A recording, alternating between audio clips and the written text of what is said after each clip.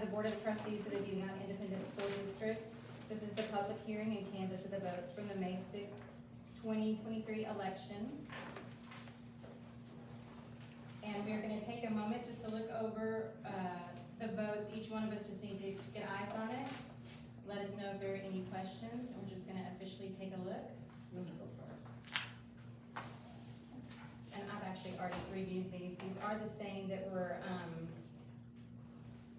posted in various places. There are no changes. And these are the same things that you have in your hands, just in different forms.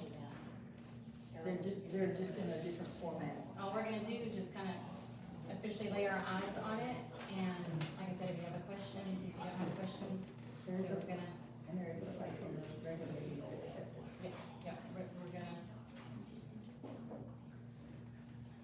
move on. Do you wanna pass those papers back? Well, it's a different format. Yeah, it's the same thing, but a different format. Actually, I guess I've got it.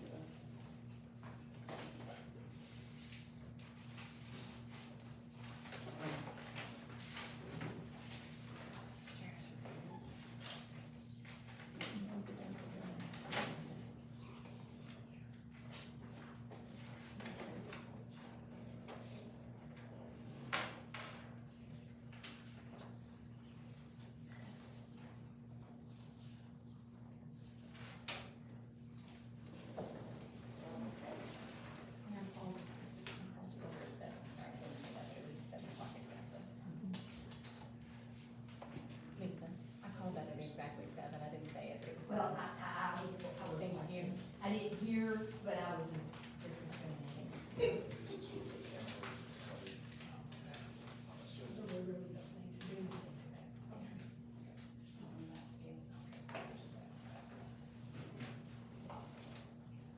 Okay, so that has officially been done.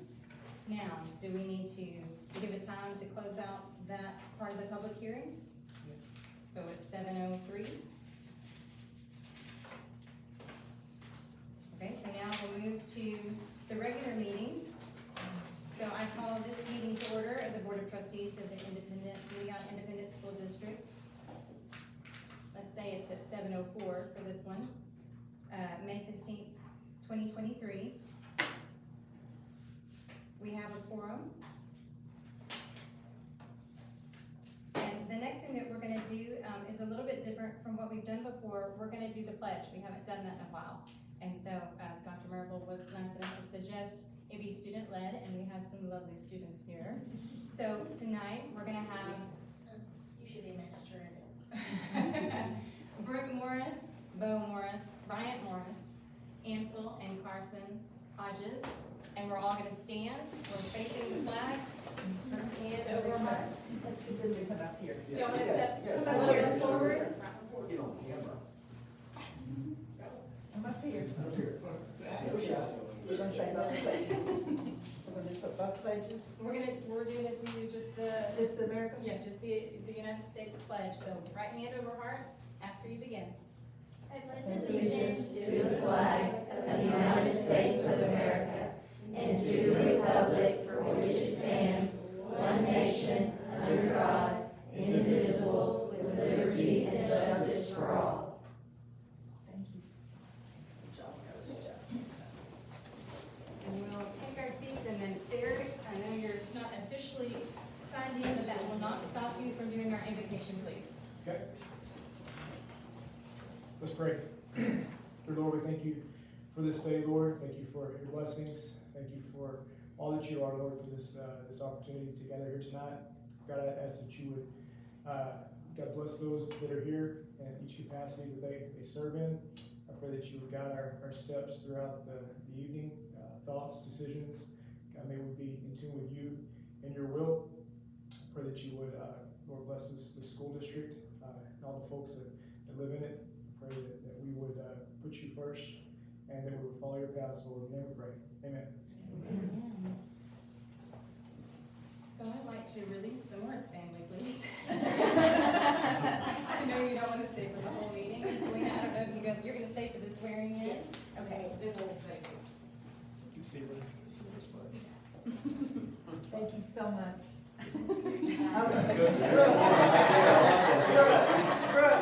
Brooke, you might wanna get one for your brothers too. Or don't tell him to keep it. Now then, what a good sister you are. Thank y'all. I don't think they have any citizen participation, right? I didn't see anybody that was signed up for that. Okay. So the next item is the recognition of Josh Mahan and Craig Mahan, just finished their terms. Dr. Marable? Well, we do have plaques for Josh. We did not make one for Craig because we'd already given him one. And he was just here to fill in while we had a new election. But we do appreciate the fact that they served, and I believe that Josh served 2 terms. I think Josh actually had 3 terms. 3 I think terms. he had hit 9 years. So I didn't look it up, but anyway, we do appreciate all the leadership that both of them provided. So I will get their plaques to them. All right, wonderful. Okay, we're gonna move to 6, administer oath of office. And so I think we have our individual here that's gonna do that for us. Yes, and I have papers here. Where would you like us to stand? Just here in the front? Yep. Just here in the front. Okay, Here's yours, thank you. We're gonna be signing this. and you're gonna read from it too. Okay. Derek. Excuse me, Mr. Iowa, and Mr. Hudson. Okay, so y'all stand there, and Jessica, you'll come over, and they can just read it all together. We have to raise our hand or anything? Okay.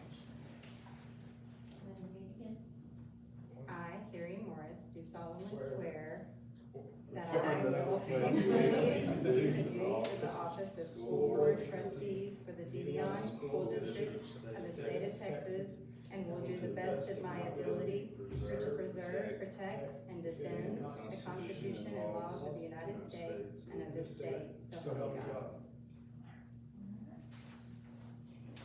And then you'll need to sign.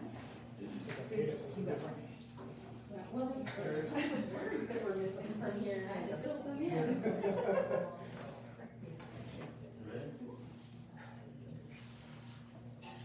Okay, don't sign it, she needs to watch.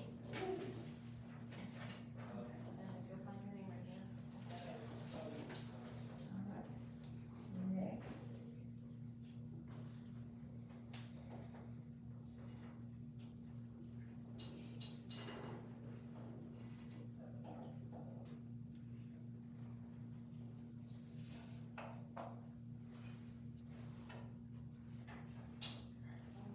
Practice, we should practice. Look it up better. Jessica, please tell me she's new at this, so we need to be patient with her. All right, there's one. Thank you. And you may have a seat.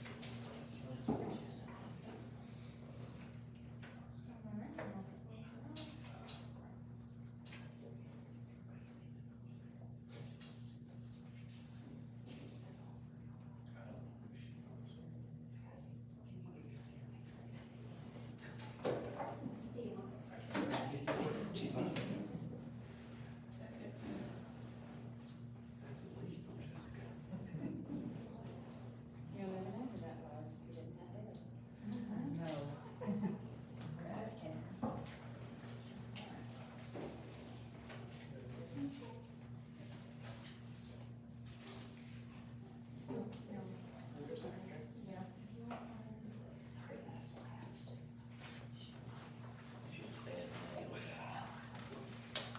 Right, and she'll do it in a second. I have Thank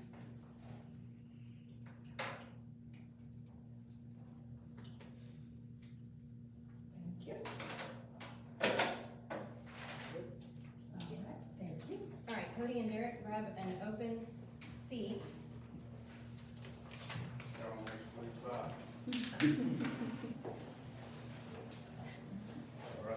Sorry, Derek. I didn't have to release your family, they just left. Oh, here, hey. It doesn't matter, we're gonna set your hours section anyway.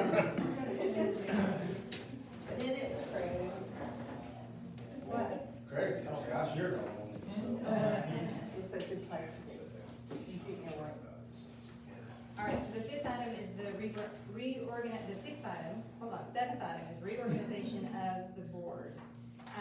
So I will, for the moment, run that portion. The only person that cannot, hold a position is Cody. You have to have at least a year under your belt. I'm not sure if it's continuous service, so I'm not positive about Derek. That does not mean that you cannot, nominate someone or vote. So everyone can nominate and vote. You're the only one though that cannot actually hold one. So we're gonna go in order of president, vice president, and secretary, and we're gonna start, with president. And so it is, the floor is open for nominations for the. nominate Carrie Morris for president. I'll second that. Thank you. Okay, so you can have more than one nomination, so we'll hold that open for a little bit if somebody else wants to nominate anyone. Okay, I'll take Is this- that as, no, go ahead. But is this a time where someone want their voice if they wanted to run or not? You can, yeah, you can absolutely voice that. Is there anyone else? Okay, so since there is no other name, we don't have to vote on that. I believe that we're done with that one. So we can move on to the next one, that's vice president. And so the floor is open for nominations for the vice president role. And I would like to nominate Cecilia Boswell for that one. There's no second needed. The floor is open for more nominations though. So anyone else that is interested in running for it or would like to nominate someone, now's the time to do that. I'd like to nominate Keith Madison. Okay, any other nominations? Okay, so we're gonna vote on these, names in the order that, the order that they, were given. So the first is Dr. Boswell. All those in favor of Dr. Boswell being the vice president, please vote now. So that's 4. So because that's the majority, there's no need to vote on the second person. So we'll move along to the third person, that is the secretary position.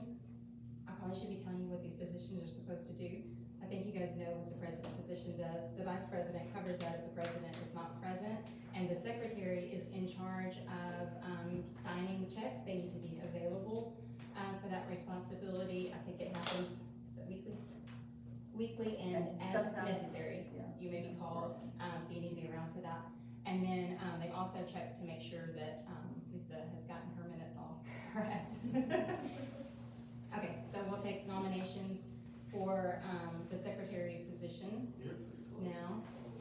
And I would like to nominate Rachel if you're interested in that, for that position. Okay, the floor is open for more nominations for that role, if anyone is interested in it or would like to nominate someone else. I'd like to nominate Keith Madison. Okay, we'll take the vote in the order of the name presented, so Rachel is first. So all those in favor of Rachel Walford for the secretary position, vote now. Okay, so that is 4, that's majority, so no need to vote on the second.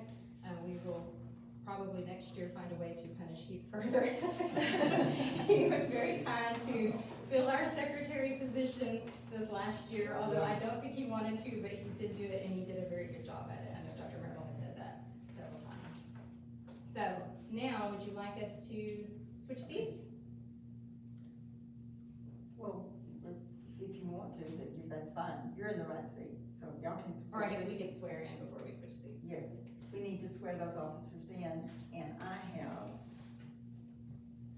secretary, president, and vice president.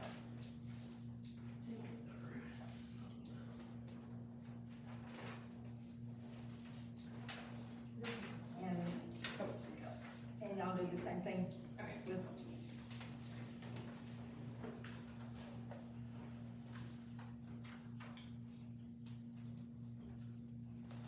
Don't sign anything. Yeah, don't sign it.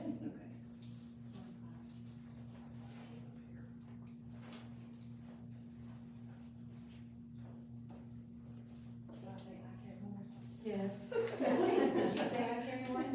I just, I'm not gonna She speak said you're on, on that, didn't she? I'm not gonna speak At on least it. you thought. I tried, but I was gonna say whatever I was listening to. You have to come in. All right,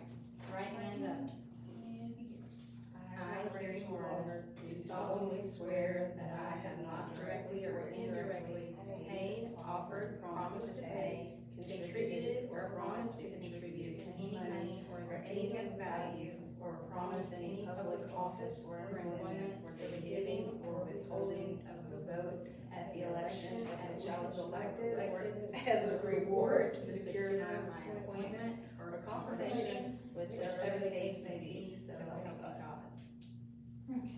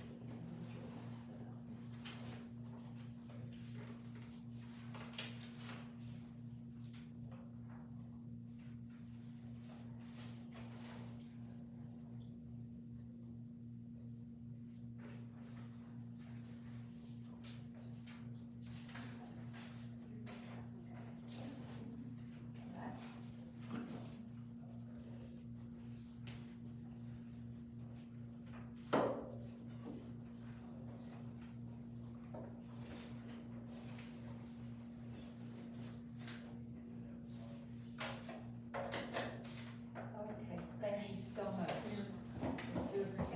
I will say that Jessica's about to be on because she thought the meeting was at 6.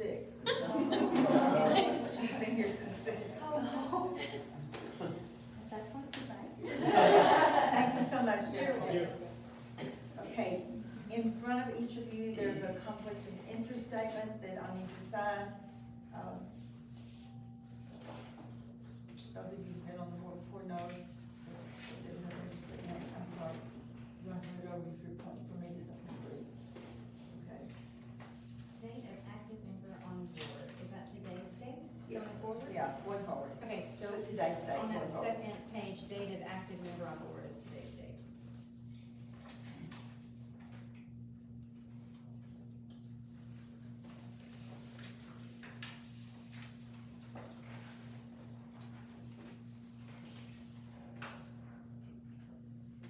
Okay. And then there's one coming around of ethics, that everybody needs to sign the same page.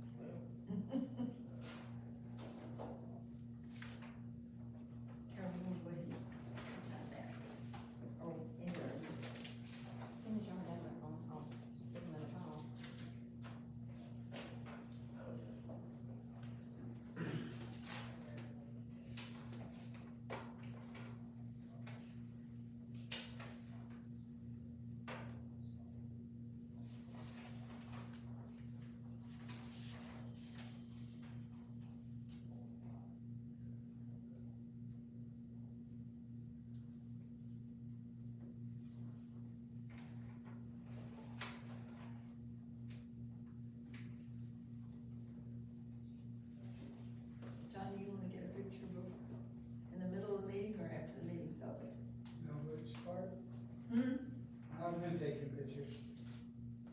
You're not going to take. He's been taking pictures. Oh, But if y'all wanna do a whole new thing, we can. yes, that's what I meant. That's not what my lawyers are doing there. Okay, good deal. Thank you.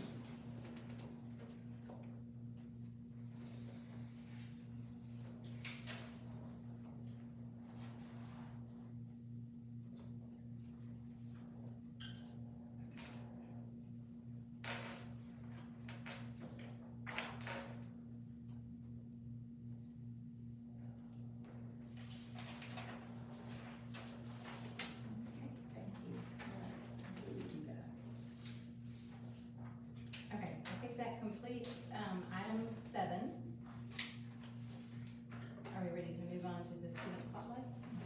Okay. Do we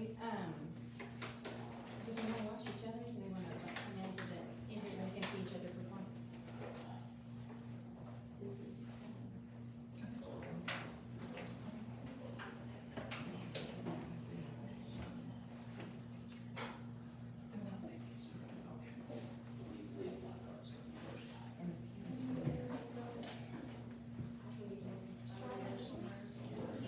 Wherever you want, where you feel comfortable.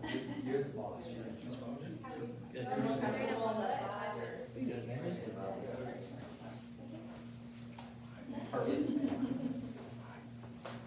So this is the student spotlight section, and this is Leah Weingart, and Leah, are you doing the poetry or the speech?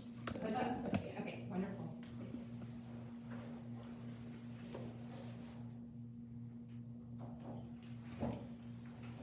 Every summer, us grandchildren got to be with my grandparents on their farm. Each of us, alone in turn. I was never more special, more important than on that farm. My favorite breakfast, crisp cereal. Lunch, bologna sandwiches with mustard so deep it soaked through the bread. And supper, homemade chicken and noodles. But when Grandpa passed away, though, Grandma moved to town, and the summers I cherished came to an end. I have a moo-moo, not a nanny or a granny or a Mimi, a moo-moo. And my moo-moo has 14 grandchildren. Somehow she still makes each and every one of us feel special. I wouldn't trade my memories with her for the world. This is me because Brian Wheeler helps capture my feelings in my moo-moo in his poetry, The Biggest Fish I Ever Caught. Last year, Grandma asked me to write about my favorite moment from all those summers. I guess she wanted to see if I remembered, if it mattered. Seemed a reasonable request. I also knew she would take the stories to bed each night, reading them to fill the void left by being old, living alone. She did this with letters we'd written to her in the past, too few from me. I told her I'd write the story, but I didn't. You know, teenagers, too much going on until something brings us back. My high school English teacher is, to put it politely, a Yankee, and he's always preaching of a powerful progressive plot line, dissected with conflict, riddled with obstacles, rising action, until masterfully shattering the shins of the reader with a Louisville slugger climax, then sauntering down the slope to a satisfying denouement. A big old fancy word he always flings about as if it was commented every day as y'all or Coca-Cola. A great story is all about the plot line. He's eloquent in his presentation, and I hate the man. Your assignment, he managed to sound condescending, is to write a story from your life, remembering that the story will only be good if the plot line is, well, good. A phone call late in the night, followed by the hushed sobs of a woman who just lost her mother. I chose to write about the time I caught the biggest fish of my life. We dug worms from the garden. There had been a rare rain the night before, and as I trudged back and forth in my size fork heads, from shovel to styrofoam cup, mud gathered. The weight increased until I fell face first into the strawberries. Grandma laughed so hard she didn't say she was going to pee her pants. She actually peed her pants. I washed up, she changed her underwear, and we were on our way to Drake's Pond. Hop out and get the gate, will you, feel grown up to open the makeshift barbed wire gate. When we arrived at the spot, though, the moss had grown completely around the sides, leaving just a donut hole of clear water in the center.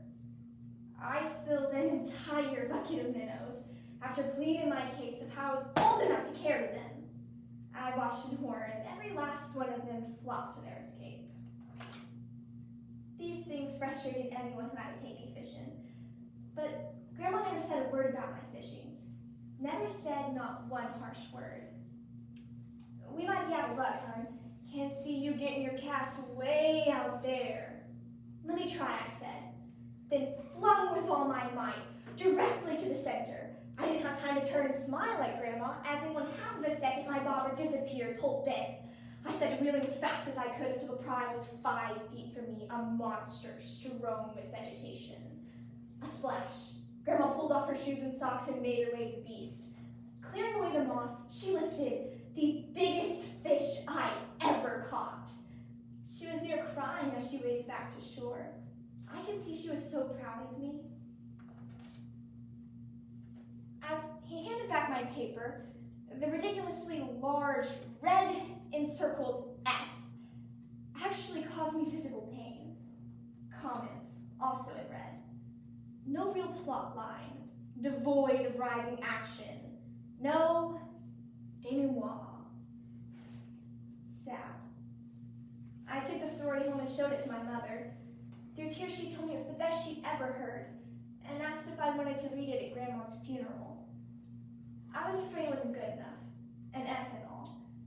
But I had already let Grandma down once, and I still owed her a story. As I stood in front of the gathering of family and friends, Grandma laying next to me in her coffin, I read my story. I cried real hard as I did it, but everyone told me how it captured everything they felt during those summers. I looked down at the F on the top of my paper, and I realized my teacher knew nothing about a good story. It has nothing to do about a plot line, but about people and relationships. I felt sorry for the man. Maybe he never had a grandma who took him fishing. I folded the paper, knowing Grandma looking down from above loved my story. Smiling to myself, I looked up. It mattered, I said.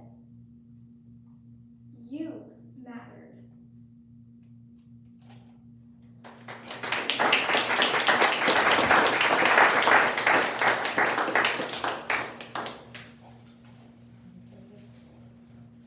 Next up is Anna Raspberry, and so I'm going to versus the speech. So to give a little backstory on Extent before I give my speech, Extent is broken up into persuasive and informative. I'll be reading my persuasive speech. You draw 5 topics, you pick one, you have 30 minutes to write up to a 7-minute speech. Some of these topics, for example, are NATO or electric cars or IRS, so different current events. Politics. I know I heard the internal groan. I feel the exact same way. Some people love politics and are drawn to it. Others treat it like it's the plague, and some make sure Uncle Larry and Uncle Rob never see each other at reunions, or God bless us all. Politics are involved in everything we see, society and economy. One of the biggest things politics has its fingers in is education. 3 main reasons that I'm going to talk about today why politics are involved in education is 1, the government has been voting on reforms for years. 2, nobody wants to learn or go to school. And 3, it has some severe impacts. Let's go into that first point. The government has been voting on these reforms for years, and we still haven't seen any progress. In 2001, the No Child Left Behind Act came into place. The whole idea behind it was let's put these reforms in place, some funding, we'll study it, see how it's going, and put them everywhere, right? Sounds great. In reality, on February 13th, 2023, the Heritage Foundation said there are still many lingering questions. Once these programs were put into place, they went to do studies and realized the results were inconclusive. They looked at it some more and then realized the exact same thing. Basically, the government goes in, puts these programs, some funding, hopes it works, goes in, that's not conclusive, but we're gonna act like it was anyway, and they move on. This is a broken system, and they continue to do it, and it's only getting worse and worse. This leads nobody wants to go to school. Admin, teachers, students, everybody's discouraged. Admin doesn't want to appoint the rules, teachers don't want to teach those teats, and kids sure don't want to sit there through another STAR test or another test packet we have to do because the government said so. The Heritage Foundation on March 10th, 2023 had a meeting with several American businessmen, and this is what they had to say about the education system. The nation's public schools are like a money-losing industry giant that cannot produce a product that satisfies its customers.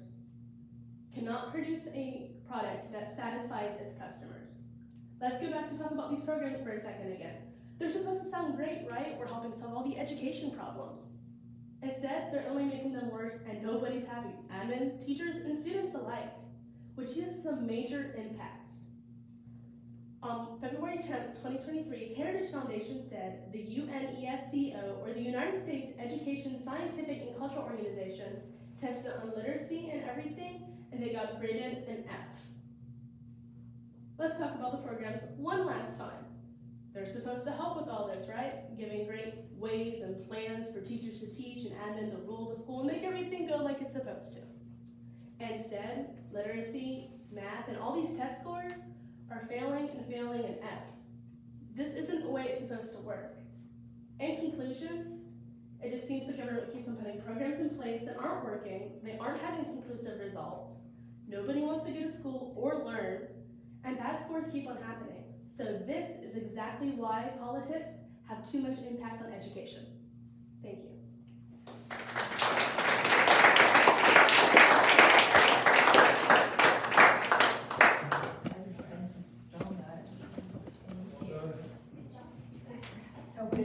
So when do we meet? What day? We leave tomorrow, and, so that was her winning speech at regionals, and that was her winning poetry at regionals, just so that you guys know. They go tomorrow, and the coaches meeting is tomorrow, the prelims are the next day, and the finals are Thursday, so. Go get it. Good luck.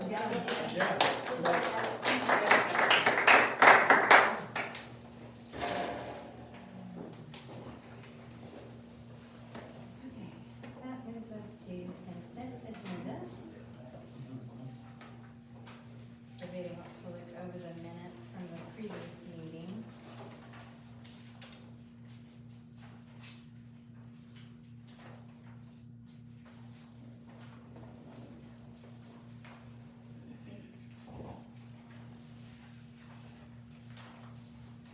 If there are no questions or corrections to those, then we can move to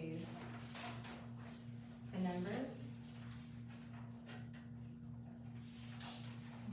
I'll draw your attention to the fact that, last month, if you'd noticed that function 81, we were overspent, and this month we're slightly not overspent.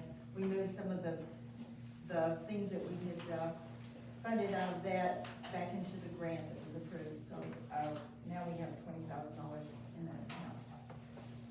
Not enough to do some of the things that we need to do probably, but it is now back in the black.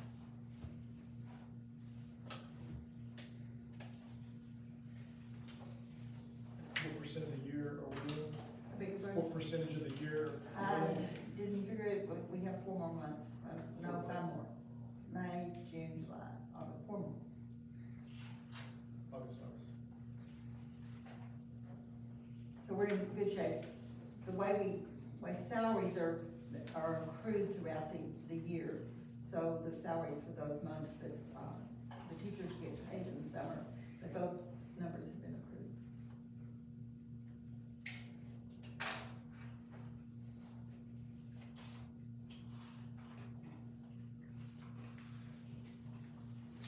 Okay.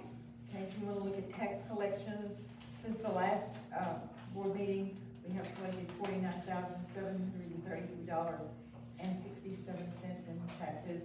This is the time of the year it starts to diminish because most people have paid their taxes by now. And, state funding will return.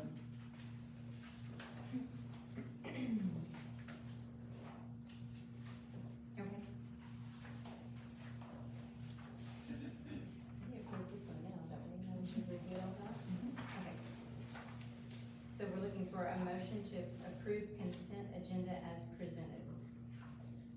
I'll make a motion to approve the consent agenda as presented.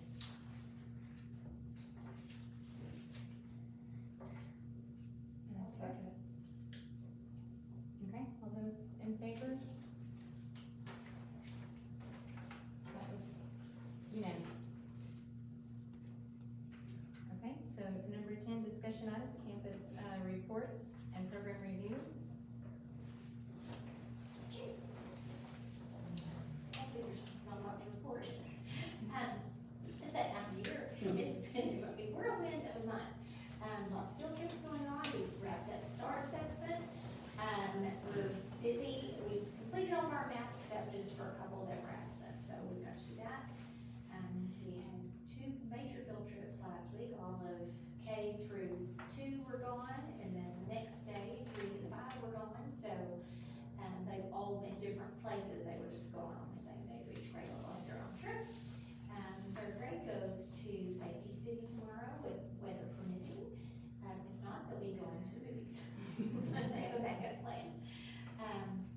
Let's see, hopefully when we come back, when the teacher, just after this week, the next week, we should have our preliminary STAR results, I think, right? So we'll see what that looks like. It's I call it a guesstimate.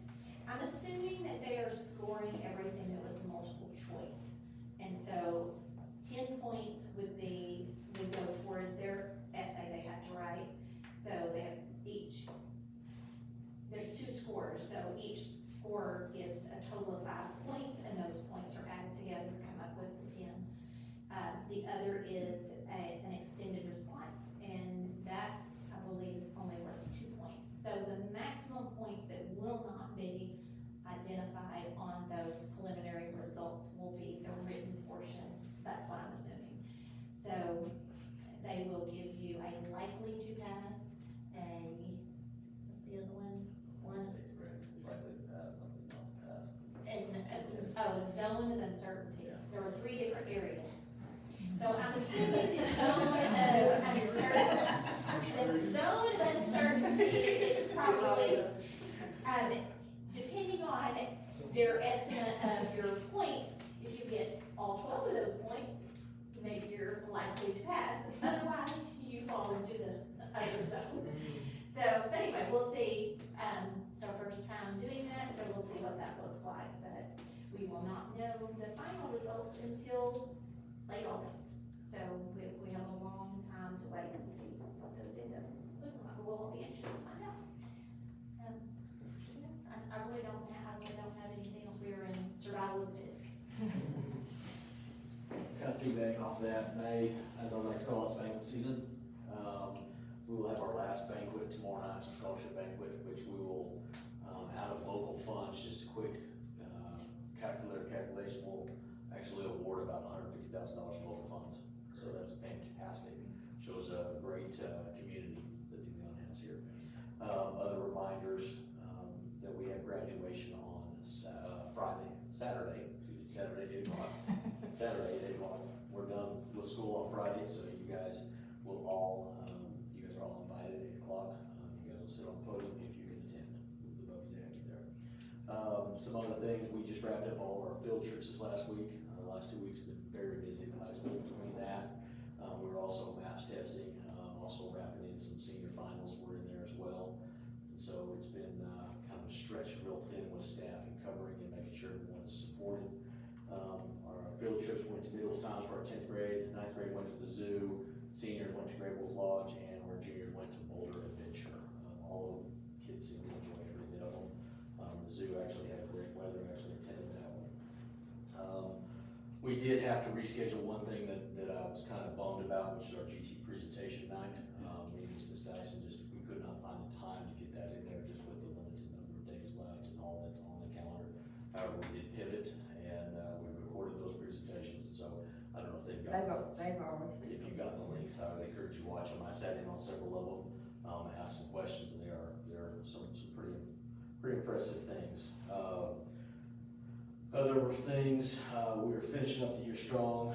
We will get our EOC results back on the 22nd. Unlike back.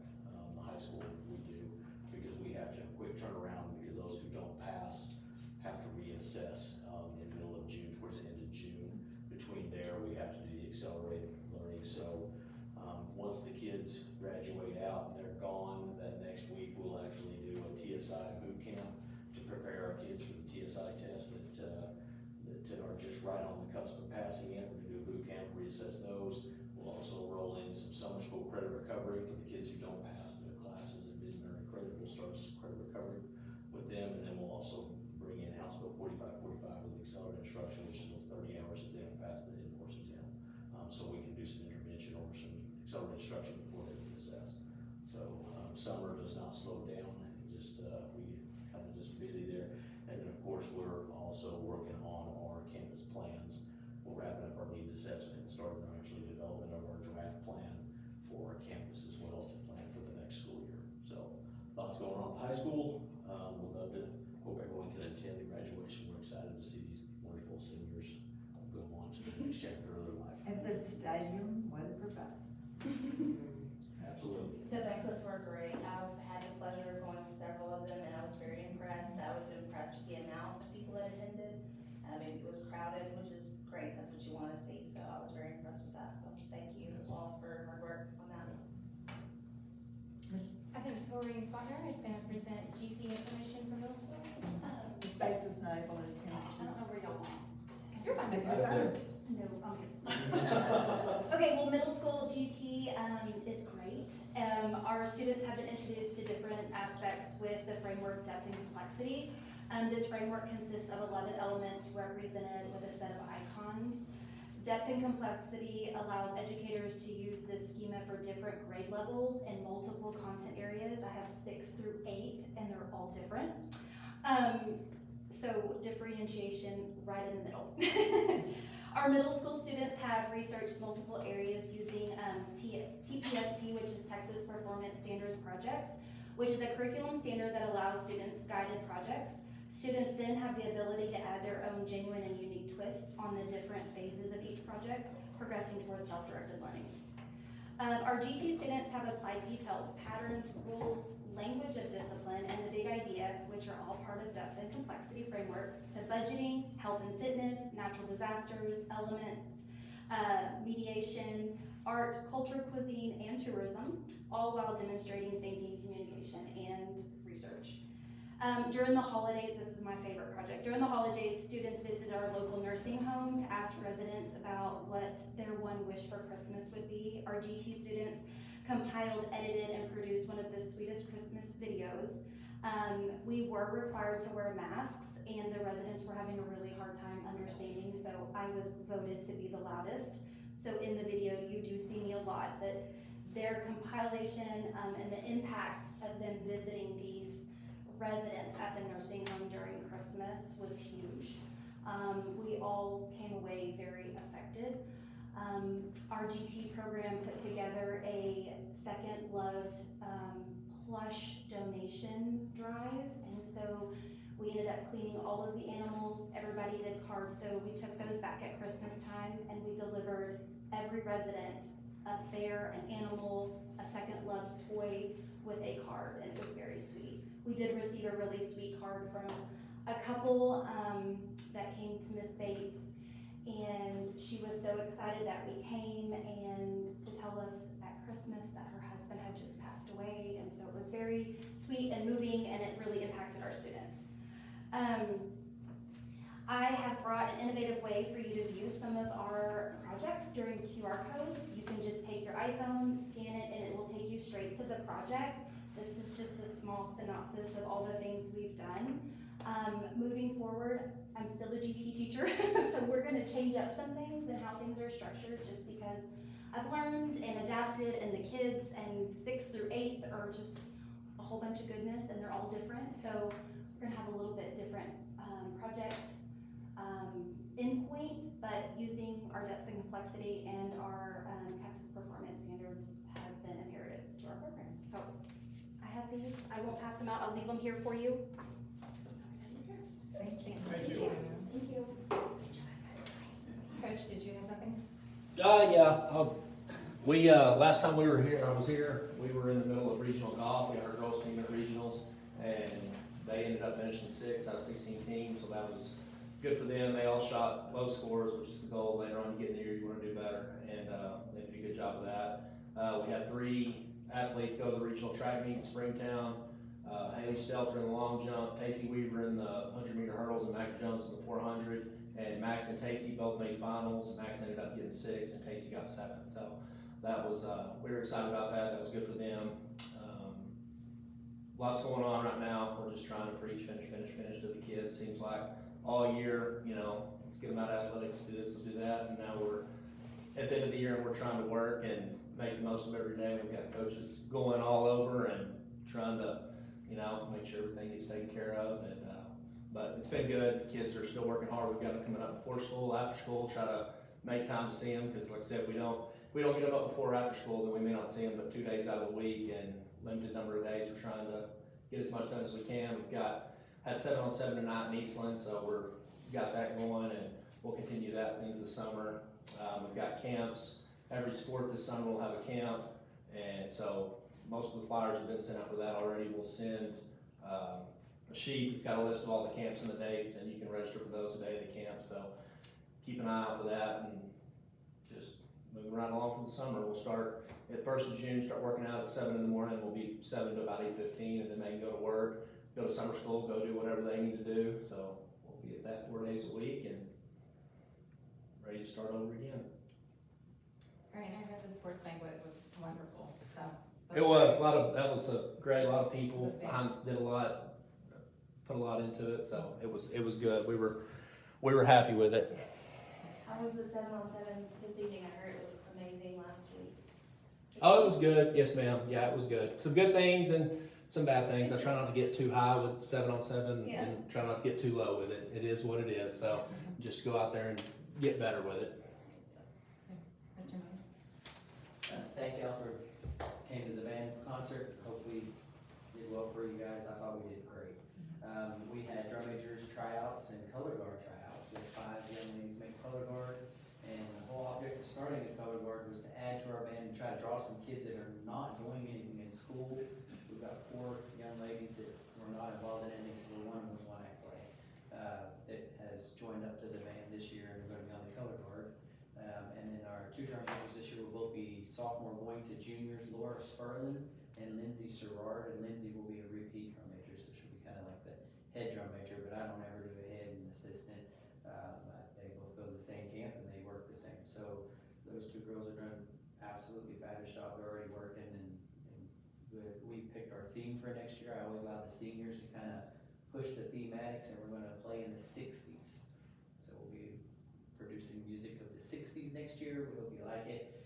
We will be huge in camps. We have a junior high camp in June. We have a drum major flag camp in June, and then we have a high school and high school percussion line camp in June. So we'll be traveling all around, getting kids to multiple camps. And last weekend here in May, we're going to Pflugerville with 3 students. Zaylin, who you heard last month, excuse me, and then 2 seniors, Femia Scott and Wade Hadley. They've all made the All-State Solo and Ensemble contest, and results are there for the next time to come. Not much to report at this board meeting. We just, the application for ESSA funds, the consolidated application just opened up at the end of last week, and the funding amounts came out, but I'll have a report for you at the next board meeting on our funding and how we split it up and everything. Know what's that? I might add that you know, the bus grant, we did receive the funding for half cost of the buses, for 3 buses. They have not sent us a check yet. We have called them weekly for the last several weeks, and I think we're making progress on getting that. The last reason they gave us for not sending the check was that someone had sometime put our address was 435 instead of 425 South Texas, and so they had to have it verified by me that our address was really 425 South Texas. So hopefully next week we'll get that. Mr. Thompson will be delighted when we get that almost $200,000 back in our budget, so it'll be good. Do you wanna, speak for just a moment? It's unofficial, but there's been all the rumblings about the, voucher system and how that's going to affect everything. I can say that the legislature is still in session and who knows what's going to happen by the end of it. I will tell you that, vouchers by any other name are still vouchers. I think that some people very high up in our government are supporting vouchers quite heavily. But we have some West Texas mainly legislators who are fighting the good fight. I cannot see personally how a voucher will do anything but harm our children. I don't think it'll hurt our school district particularly, because I don't see us losing a lot of children to private schools. However, if a homeschool parent is able to collect, well, right now it's gone from $8,000 up to $9,000 to homeschool their child, I have a hard time thinking that will work, but that's a personal opinion. I think it's shared by some of you all. I watched for 3 hours this morning, the education committee, and they're trying to bribe us into it. I don't know if anybody else watched it. No star, but we test 3 times during the year. I said similar to the math. So, okay, if you are homeschooled or in a private school, you do not get the money. You have to go from public school to private school. I figure what they'll do is sign up for public school on one day and go home the next day. There was a lot of discussion, trying to think what else. There's all sorts of little perks they put in there trying to get. They did say that those students that moved from the public school to private would have to go ahead and take those 3 assessment tests. They Yes. weren't gonna get out of the They STAR, have to. whatever they're gonna rename it. Yeah. And they did talk about the most exciting piece, if they were to get rid of STAR, was to stop handing out the A through F campus grades, because all schools agreed Yeah, that it they're gonna really quit was doing not that. very healthy to be. I was really pleased with the people that they invited to speak. The superintendent from Temple, which I actually knew, he was a principal at Anson when I knew him. And, the head of a group that is for small rural schools and a group of the large districts. There was one member who really was not nice to those people who invited to speak, but the rest of them were very receptive, and it's gonna happen. But I thought with some of those things about, if you're already in private school, you don't get the money. I like that one. If you're already a homeschooler, unless they figure out ways around it. But, and then I quit at about 11 and didn't go back, and by the time I just got watched back, the 5-second Fox News Yeah. recap. Well, the thing is that they keep adding amendments and taking them out. Originally, that they were going to give for 2 years, that public school would get $10,000 for a child if they left, and that's gone now. That's disappeared, that money has disappeared, so that's not in there anymore. I just still say until it's signed, we have no idea what it's going to be. We'll be fine, because I think we do have a good product, but, I hate that some of our children might be hurt. yeah, as long as they can't take it, as you said, take it home. I'll be all right. Well, private schools do not have to, provide bilingual education, they do not have to provide special education. They even went to the extent in the legislature this time to say that private schools don't have to post the signs about human trafficking that we're required to post. And they took time to actually pass legislation to say they don't have to do that. So, which makes no sense at all. But I just think that we have to continue to talk to our legislators, and we have some really strong people that are fighting the good fight. You're having a cultural conflict. I don't know how many people know that, but you're talking about West Texas, and obviously that has to do with school size. But you have small schools in East Texas too. There are other things at play, and they're not very nice things. Yep, they're not. I have been told that private schools simply say they'll just raise their tuition, and it'll still be the same, except people who can't afford to send their kids to private schools will be able to collect some money, and it'll help. Or if they don't want them, they'll say, oh, we're full. Sorry, we'll turn away. Private schools can send kids home, we cannot. We have to keep children in school. It is public school, and we're not allowed to give up on kids, but private school is. I don't know, we'll continue to try to offer the best product we possibly can. I have faith in the people sitting before me that they'll continue to do that, and we'll go forward, but they're spending a whole lot of time and a whole lot of money and a whole lot of influence to get this passed.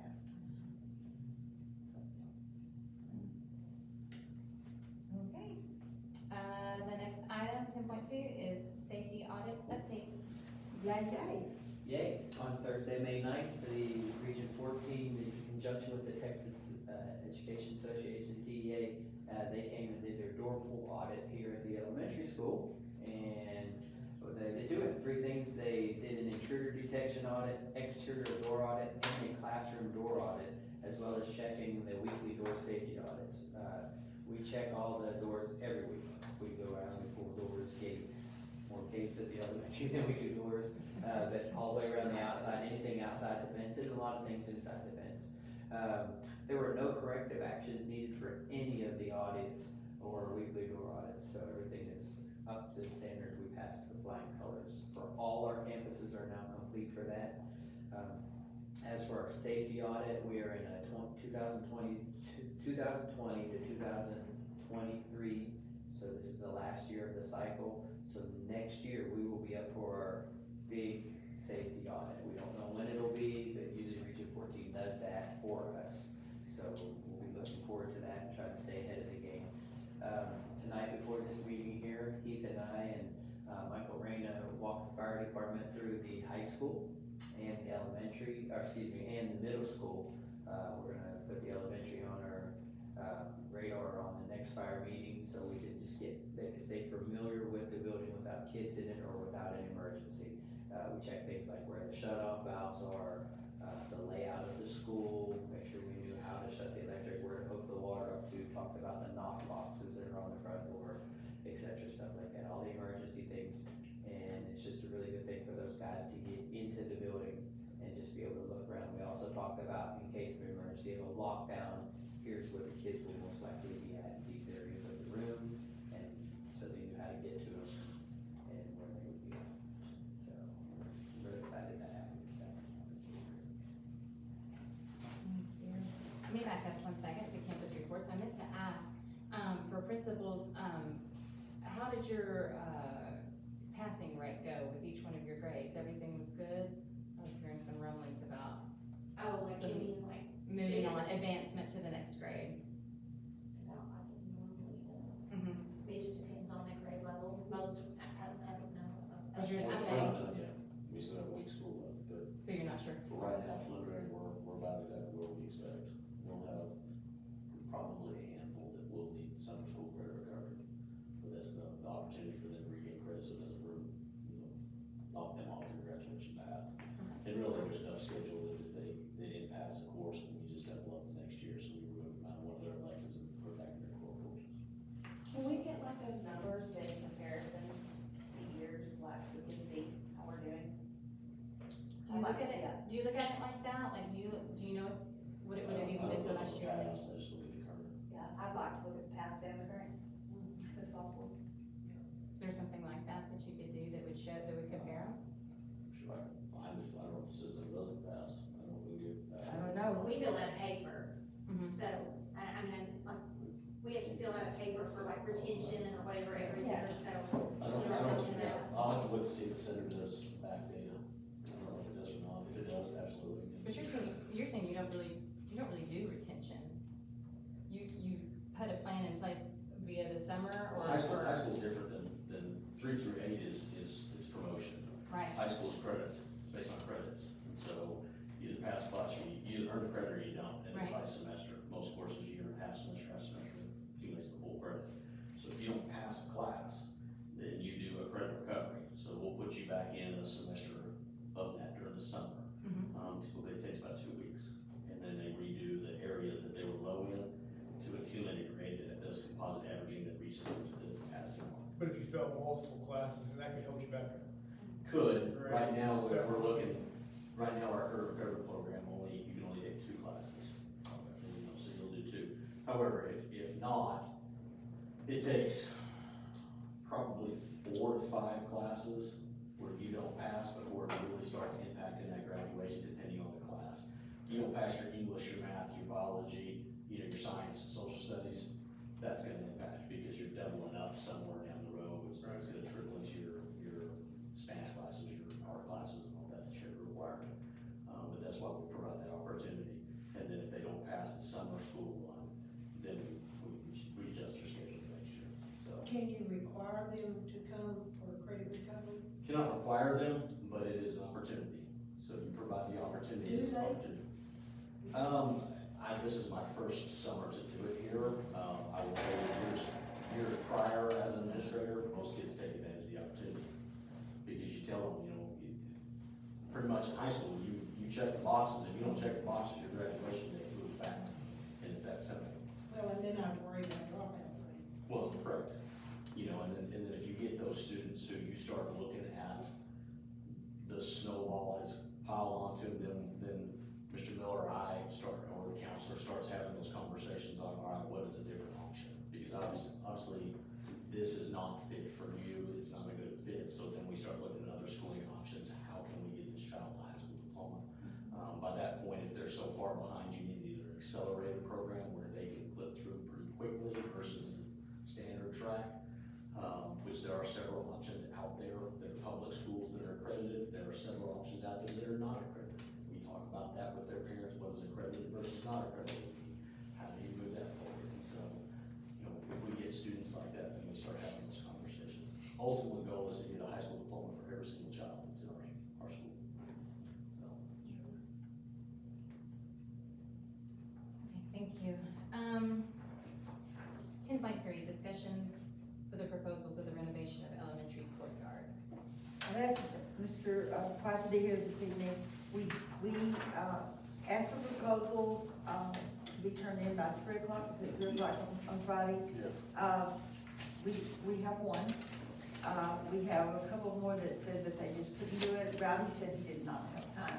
The one that's in front of you, you will notice is, more than what Rowdy had estimated to do, but it does include some dirt work and some other things that Rowdy did not include, so. Floor's yours, Mr. White. When me and Randy visited with these guys, they came in as a site visit.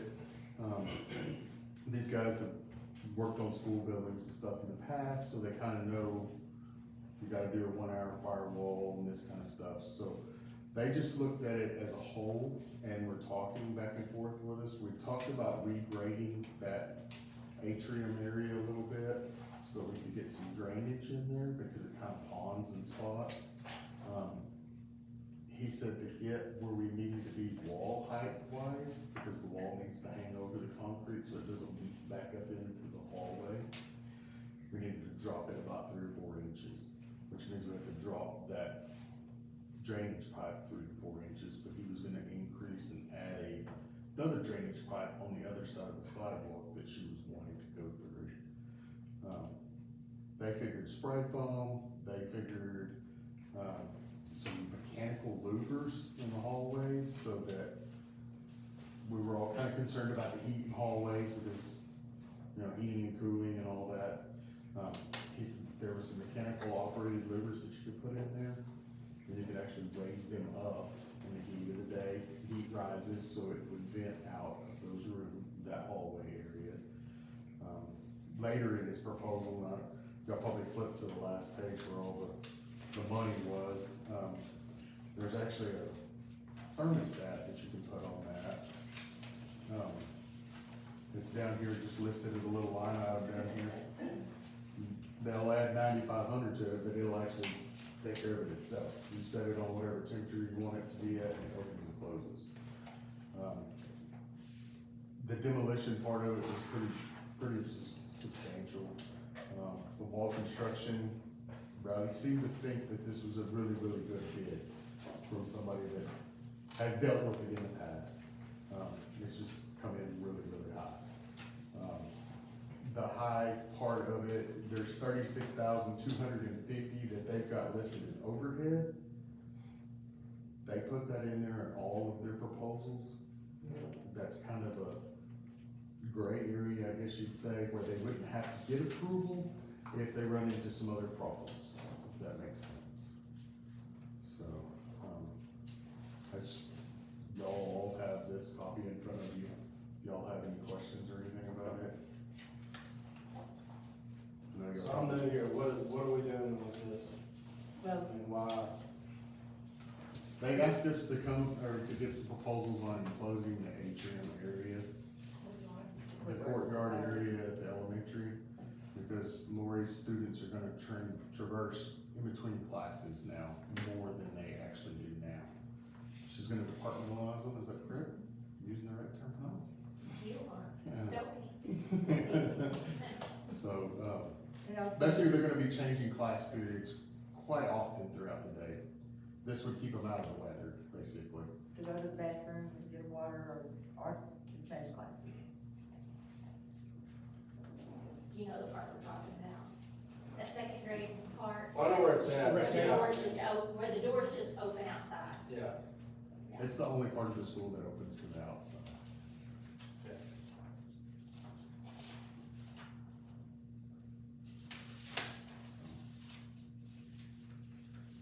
Anybody got any questions or anything? And that's the only one we got. It's the only proposal that we received. Rowdy came and talked to us about it, he just said he just did not have time to do it, or he just didn't have time. But he said, this is a good bid, he thought it was fair and that they would do a really, really good job, so. You said it came in higher than you expected, what was the A expectation? little over $100,000. Over 100? Yeah. It was 100 I can't remember exactly. 106, Yeah, it was just over, yeah, just over 100, but this includes a lot more than that. It is, because After digging into it and kind of finding out, the biggest deal is, of course, the drainage issue. If we don't take care of the drainage issue, then we have water leaking underneath the walls. There's no way to stop it, so we have to get that drainage. That's the biggest thing, is getting the drainage down to where it needs to be. The wall erection and stuff is gonna be a metal studded wall. They're using lap siding on there. This company figured storefront windows like what's out front right here, in the front foyer area. They figured gypsum rock instead of sheet rock on the inside because it's mold resistant. Because we're gonna have a sprinkler system and all that kind of stuff. There's water gonna be adding into that little area there that's not just normal rainfall because of the irrigation and stuff. So it'll still be that courtyard, but this puts a wall beside the walkways? Right. It'd be Perimeter? So- walls and windows, And basically. there's columns in between there that kind of support the roof area and the porch area. So this would be a wall in between each one of those columns, basically. There'll also be doors at the end of each one, so that they can't, you know what I mean? Basically, there'll be a door on the end of each of those. Where those gates are that are there, they figured in, and we had talked to Rowdy about it too. putting storefront doors in there, so there would be glass doors with a crash bar on them, so that they could exit out. Those are included in there also. I believe there's 4 of those in there, and then 2 single walk-through doors in there. Like one would be in between where we call it the alleyway that goes out toward the gym, between can't say the new building anymore, but what used to be the third grade The building. old new building? The middle new building. Between it and the oldest part, there's an alleyway there, and there'll be a door there. That'll close that off, so it can go off. Did it include getting rid of that pergola? Yes, that was the other thing that was given the pergola. Yeah, that needs to go. It's rotting. So the doors where those second grade classes are, when you walk out the door, you're in a covered area, right? You're on the sidewalk and there's a cover. You're on the sidewalk. Okay, so I think where I get confused on it, on enclosing that, so that they're not outside, in the weather. They're gonna be outside in the weather when they're traveling to the gym, when they're traveling to lunch, when they're standing outside of the school building waiting for 7:30 to hit. So it gets me a little confused on, I feel like it's a project that will lead to another project, because then we'll be closing in those walkways heading to the cafeteria, or we'll be closing in the walkways to the gym. Like, I'm not understanding exactly why they need to not have any elements for a second. Okay, well, part of it is because it's not, we're just walking to and going in. We're like in a transition of, and this happens, it really has nothing to do really with changing classes. It happens on the daily anyway, because I'm trying to make all the transitions where they would normally be transitioning, like you say, going to PE or coming back or whatever. But it's the fact that, for me, it's the fact that kids are going to and from different places, like going to the restroom, or they're out, you cannot see them. The other is, once that they come back, they're having to wait for somebody to open the door, because all the doors have to be locked. The other thing is, because the doors have to be locked, if there's a lockdown, they're in an open area, because the doors are locked, and so they can't get in. And so that part, I don't like that part, the students just standing out there and they're not allowed to go in, they can't get in the classroom without someone coming and opening and letting them in. And in a lockdown, they would have nowhere to go because they're outside. So that part I don't like about, the way our setup is, although I do love the courtyard. I think it's my favorite part of our school. It's the oldest part, but I really do love that area. Regardless, it does have some drainage issues that are going to have to be addressed anyway, just because the old office part where my office used to be, the old entrance, if it rains too much, over time you have soil built up. Now the water runs back into the building, so that part needs to be, so a lot of that are things that have to really be done anyway, just to get the water, because it's just trapped there, there's nowhere for it to go, so, but, do kids stand outside? Yes, kids stand outside. Are they going to, is it something detrimental to their health? Probably not.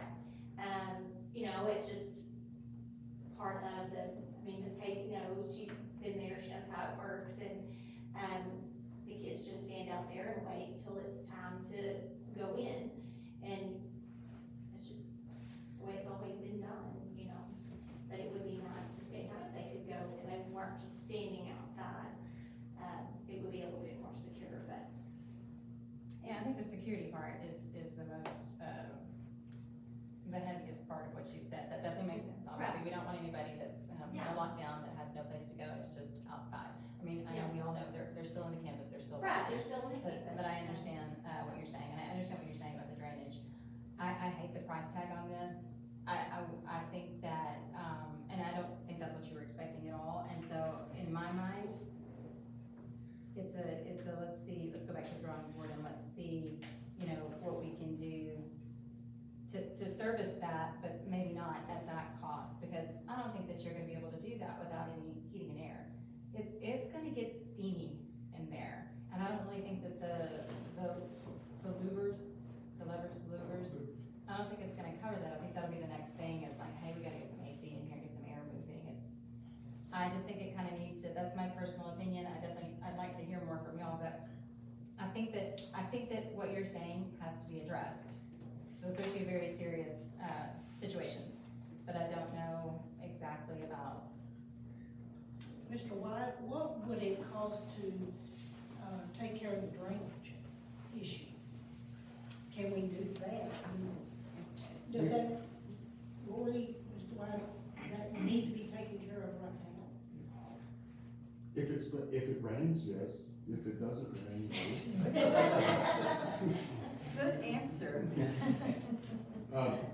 In doing that, though, you're gonna lose all the vegetation that's in there, because you're gonna have to take it down to get it to grade, which means all the plants, all the grass, everything has to come out to get it to grade, then you gotta put it all back in there.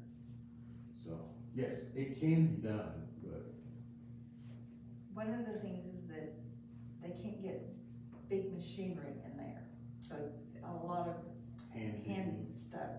PE classes ought to be out there doing it. I know one that would. They go out there every class that you can. Well, what's changed over the last however many years to make it not drain now? I mean, I don't know the spot, cause I didn't go to school there. I think So just I really over don't time. know it drains, but it doesn't drain efficiently if you were going to try to wall it off. And it depends on how much rain you get.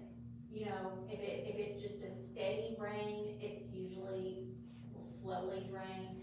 We have a piece of fiber grate between the two sides, so you don't walk in water when you cross.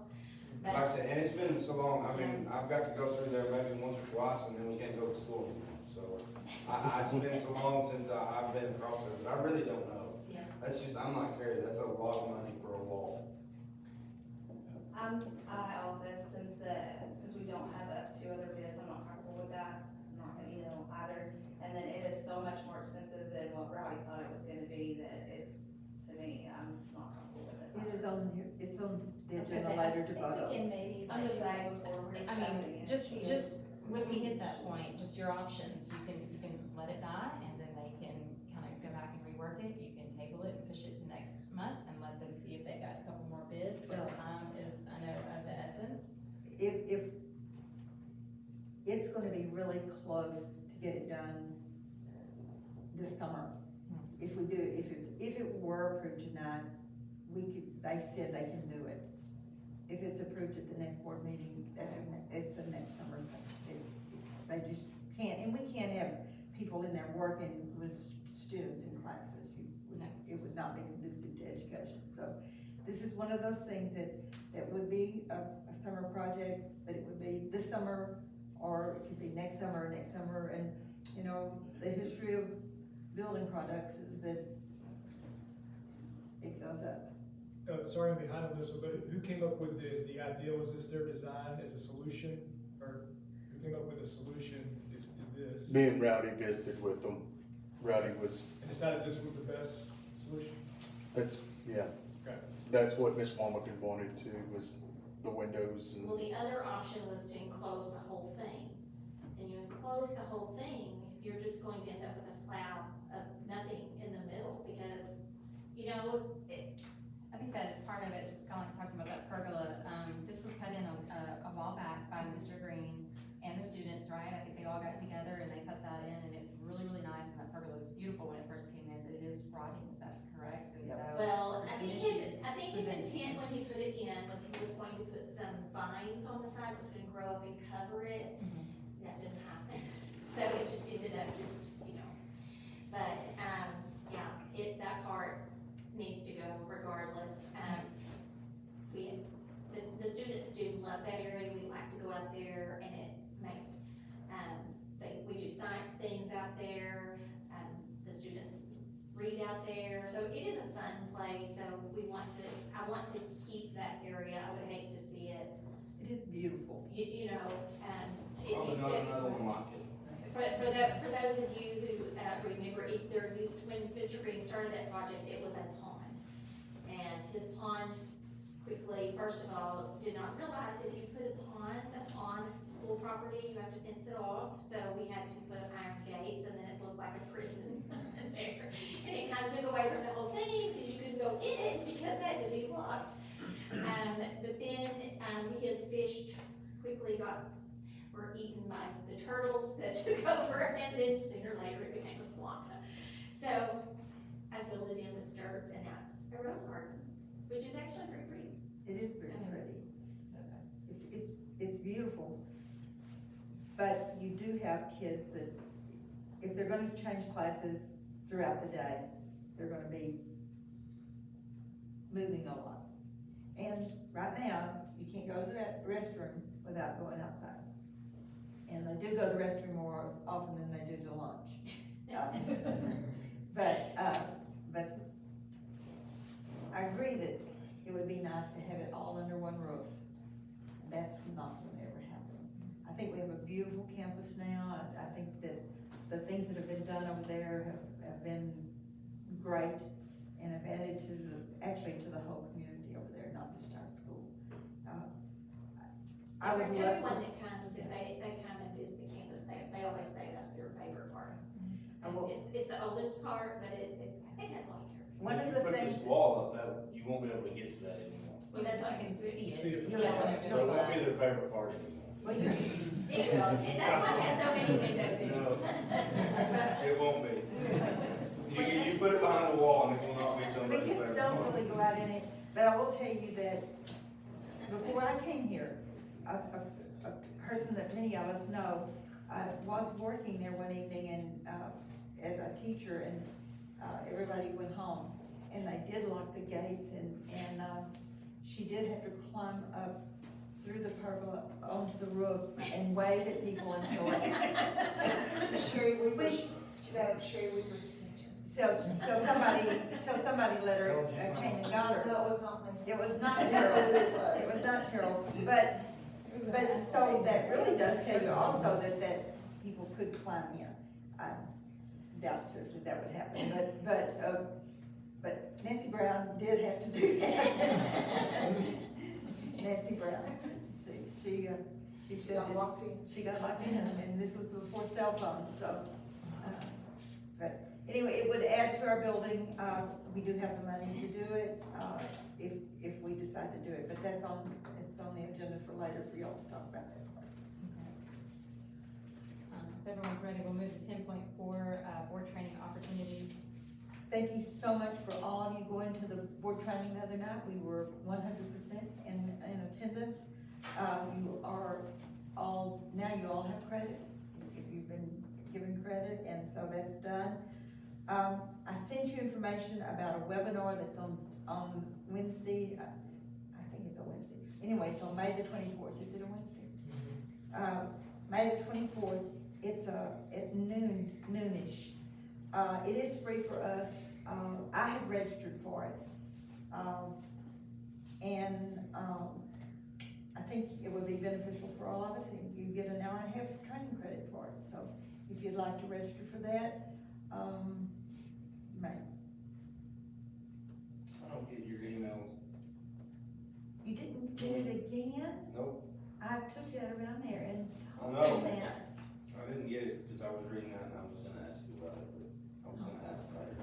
Well, you get it when I send it to you personally, you just don't get it with a group. I will check on it again. Okay. There is the summer training, the Summer Leadership Institute for training. I think a lot of schools go to that, and I think you get all your training all in a couple of days. That's coming up. Registration's already open for that. It's San Antonio, June 14th through the 17th, or Fort Worth, June 21st to the 24th. The Dublin crew was telling us about that, and they were like, man, you just get it all taken care of in one weekend, and they have really great presenters. Looked at some of the speakers. So that's, registration's open for that now. So if that's something, has anybody done that in the past year, or is that not No. something that No. UNO does? Well, we've never, since I've been here, no one's ever done that. I've been in school districts that did it. I think most all of the ones that we were at that training at, all of them do it. 21st, Fort Worth was. 21st through the 24th for Fort Worth. June 14th to the 17th for San Antonio. And you can go on TASB's website and look up who their speakers are. They've got, I know they have one of the teachers from Sandy Hook is one of the speakers, and then there's two other individuals that I can't think of what their names are, but anyhow, go and look that up, and I think that's something that, and we get all your training taken care of in a couple of days, so it would be a pretty good deal. You can't get, unless everybody goes, you can't get team building, but I think that's the only one. I wondered if that was not why Dublin did, You can't why get they EIS hosted stuff. spring. Why they already had all their training taken care of, but they hosted that spring workshop, so I wondered if that wasn't why they were doing that. 10.5 is the, teacher incentive / retention, the stipends, insurance, and meal plan. So we have been discussing, I talked to Dr. Marable about it, it's the time of year, I think, it's helpful for the principals to be able to go back to their teachers and say, hey, you know, we have a retention plan for you, should you show back up in August, we'd really like you to, and here's what we're gonna offer you. I think most schools do that. It wouldn't be paid in August, it would be paid at the completion, right before Christmas, at the completion of the first semester. But it's a way to, one, give more money to our teachers, but two, hopefully incentivize them to continue to teach with us and us be able to retain them. And so we've talked about doing this in a couple of different ways. One thing that one is the stipend, which is a one-time payment that would happen right before Christmas. Another is the insurance, and I think Dr. Marable has had us increase it maybe 2 different times. I think both times by $50, so that can help there be more for take-home pay. And then we also did the meal plan once before, where we had a $200 credit. I use it or lose it for the cafeterias. And I think we had had a discussion about that, how the teachers thought it was incredible, and the individuals that were having to compute the calculations didn't think it was incredible. And so The we're just cafeteria kinda ladies trying didn't to- like it very much. Yeah. It was really hard to keep up with, and two, if you do a meal plan like that, that doesn't really build toward retirement for them. If you pay them money, then that factors into their high 3-year average or whatever, and so people who are close to retirement really do appreciate the fact being able to add that to that. A meal plan would not, and so my recommendation would be, if you're going to do something for them, let's give them across the board, money. So the other comment that Dr. Marble had made was about on the insurance, not everybody has the insurance. So there are some people that are getting a benefit. But Some then people others have don't. it and some people don't, and I gave you those numbers and I don't have them on the tip of my tongue, but it was like 84 people, or 80-something people, employees have the insurance of the 160 or so. So if you increase it by $50, that would be wonderful for the people who have the insurance. But the people who don't, and there's reasons for not having insurance. Some people are insured with their husbands or their wives or whatever, and some people just actually still can't afford even to pay the additional that we pay. We presently pay $300 for an insurance. And I don't know what the basic plan is. It's about close to 400, isn't it? Yeah, it's about that. I remember me and my kids on it, it's about $150. Yeah. So, it would, $50 still would not buy the minimum. It still would not insure people at a minimum, at the basic policy. But it would be very much appreciated by those people who do have the insurance. I think that if we're not gonna do the meal plan that the teachers seem to really like, let's make sure that if we do a stipend, say, hey, we did this instead, and why? We did Because not, it helps you okay, along. we did not do the meal plan this year, we did it last year. It's been a little while, and that's the same thing with the insurance. A lot of people don't want to eat in the lunchroom, and that's totally fine, but then they don't benefit from. So there's been a period where the meal plan has not been in place? There's not been a meal plan. This year, okay. It really was, we still had people that didn't eat. We still had people that didn't eat. We still had people that wanted to use other people's, and so it was kind of a nightmare. What is stipend, does that link to the retirement? That's a one-time payment, so But does it, that? no, but it would be income. Okay. It would be income. They would really pay teacher retirement out of that. So, since we're on this subject, let's talk about something that you may not even know that we do. Presently, we provide free Thank you, sir. local leave. If you don't use those leave days, you're a teacher in July paycheck, is it the July paycheck? In the July paycheck, you get paid $50 for each of those days. If you're paraprofessional, you get paid $30 for each of those days. A lot of people don't even realize that we have that. I don't think it's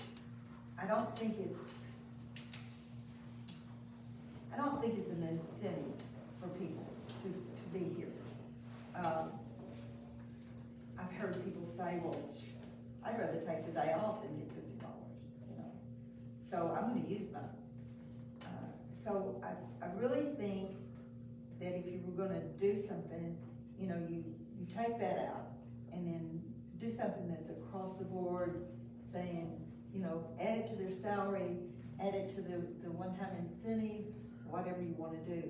I know, I gave, Ms. Morris the numbers for what it would cost if we did a $500, incentive. Some schools give 1,000, some give 2,000, some, I saw them the other day that they were giving $4,000 across the board to everybody.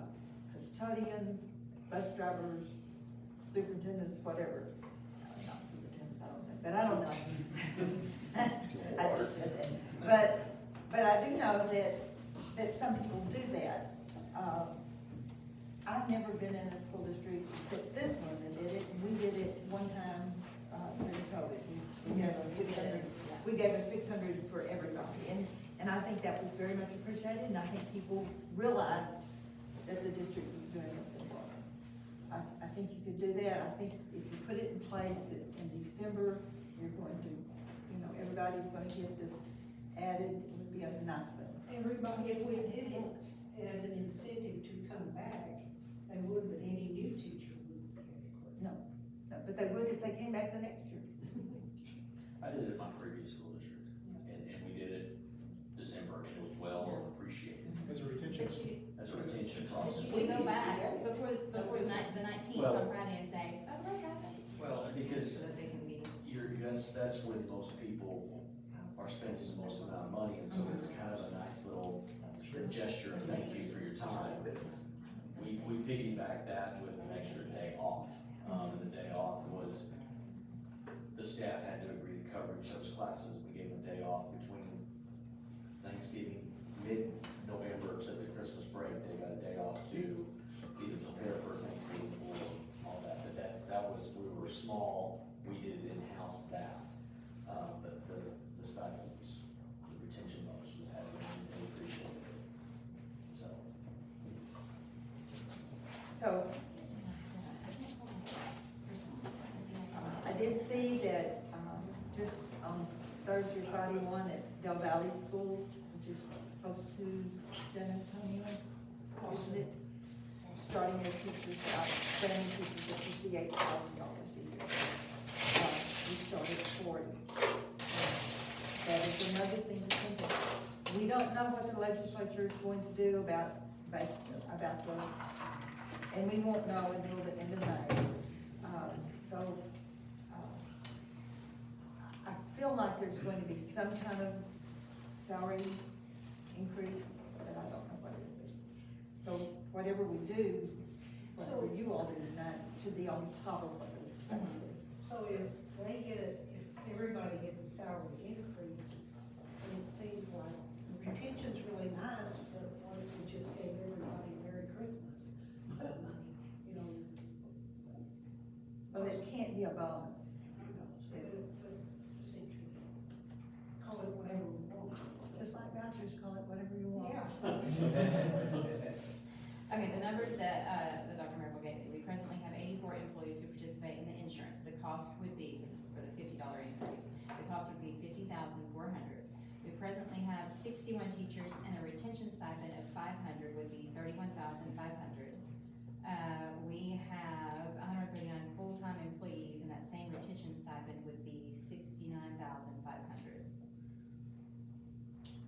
And let me just say that I think that if you give us a retention stipend, our custodians, our paraprofessionals are so valuable. And I think at that point, I would like to see it just be a same thing and not a. I was thinking that because don't we have more trouble retaining paraprofessionals than we do teachers? So. Anybody that comes back to that next year. Yeah, anyone. Yeah, I don't think you can go over because it's like, why are you not? Yeah, so 600 was the dollar amount that we did before, just for reference. What was your numbers again? 84 people took the insurance, or added the insurance? For 84 employees with insurance, the $50 bump would be $50,400. And was that half the employees, or how many employees are there? About 160, right? And isn't that what you said? So it'd be almost half of them. What was the next number? You said 31.3. So we have 61 teachers and the $500 stipend would be That's just 31,500. So then she extended it out. Okay. If you wanted to do the full crew, it'd be 139. Okay. Full-time employees, that's the 69,500. And then she got really excited and she included the co-op. Well, if you wanna do that, that's Because they are employees.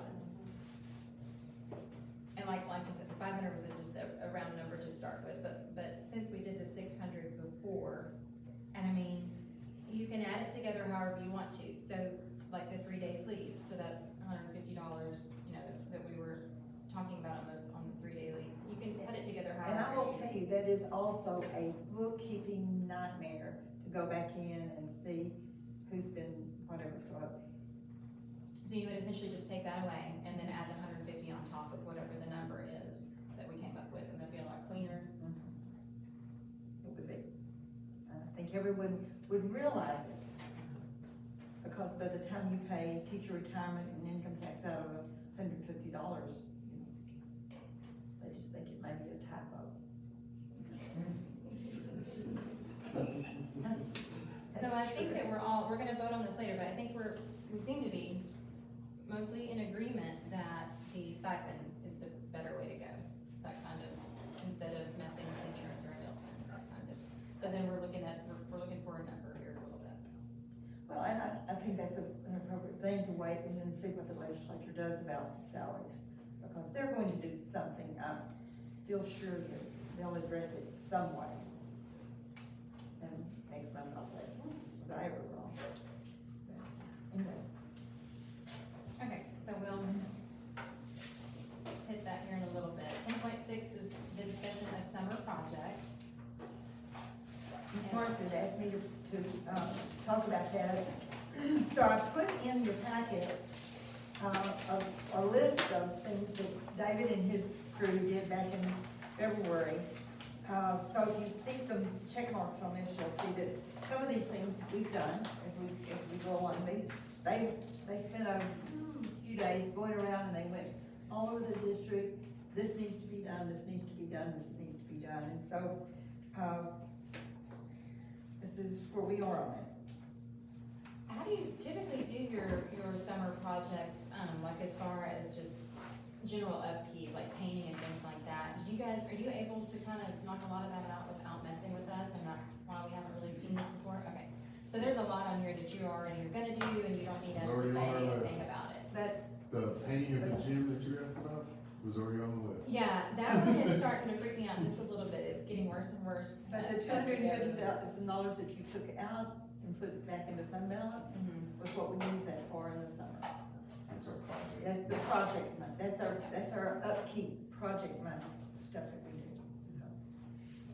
Wait, do you have any criteria to prioritize all of this?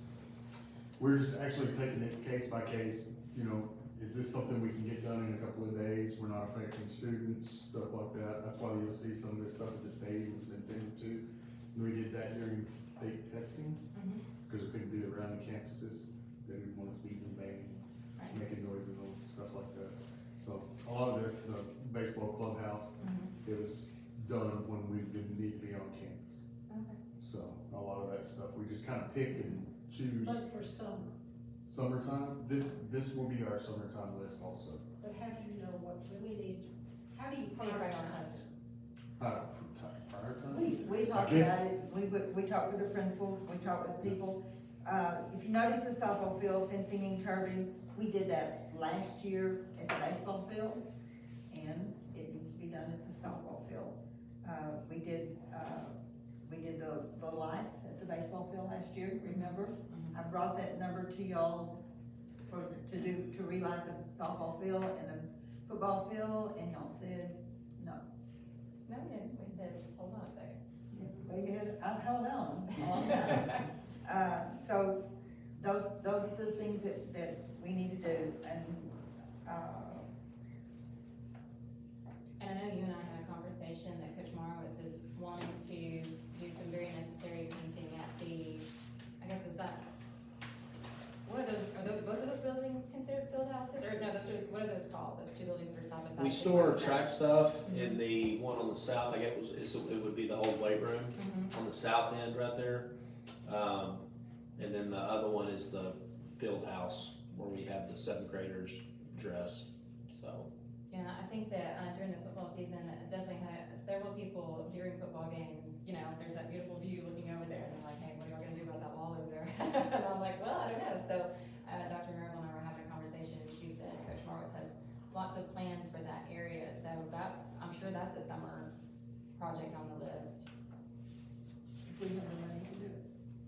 Well, what are the numbers? I mean, This is the first I've heard, other than when she talked to me the other day about painting the outside of that building. It's not just painting the outside of the building, they want to put the stuff back on it. The mural? The mural back. but yeah, I think that. And we had that redone about, what, 5 or 6 years ago, and it just hasn't. Just fades away. It just faded Because it's away. in a room, so. It's kind of like the gym. How many times has the gym been painted? It just comes right back off. Well, this gym needs to be, I have a proposal in here for the gym. Have you, Coach Martz, have you looked at numbers for those two buildings over there at the track? The quote that we got for, and this was someone who my wife knows through work, who goes and works with insurance, and so it was high, and he said, it's gonna be high, y'all aren't gonna wanna do that. I talked to some students about doing it and volunteering, like the sign on the highway that says class 67 right there, and sanding that and repainting that and doing that. I think the one on the field house that you're talking about with the visitor's dress, that would be pretty easy, just to have some kids go over it with maroon, because it's already there, you don't have to do it. But on the south, the old weight room, we've talked about putting Aussie Wow Wow on that, kind of decorating that up a little bit in big block maroon letters. And that wouldn't, what we got on that would be about $1,500. So just depends on how big you wanna go. Okay. But that could be something too. Talk with Booster Club. I mean, they would be willing to pay for that and help with that, because it is for the facility, you know, and it's gonna be there for a while, so. What about that Mighty Maroon band sign that looks like It's it's taken about care of to? already. Okay. It's, I got with Josh Hodges and he did a cutout of the Oh, letters nice. for me with a sheet tin. Mhm. So we can have the cutout actual up on the concession stand, and all the letters would replace the wood in the background, repaint it with a new wood, and then put the letters up so we're double duty on that. That's kind of our summer project with the I think the bottom line is that we've been just doing it. Because we had the money in the budget, y'all approved the budget, gave us the money, and we've been doing the things that we could get to. This is the first year we've just not had any money left in that budget to plan on. So, Your gymnasium that you were asking Yes. about, I've had one proposal given back to me. The other two guys said they were waiting to get information back from the painter. They were both able to meet with me like last Thursday and Friday, so it took them a little while to get their, stuff. This one guy gave me a quote at $68,500.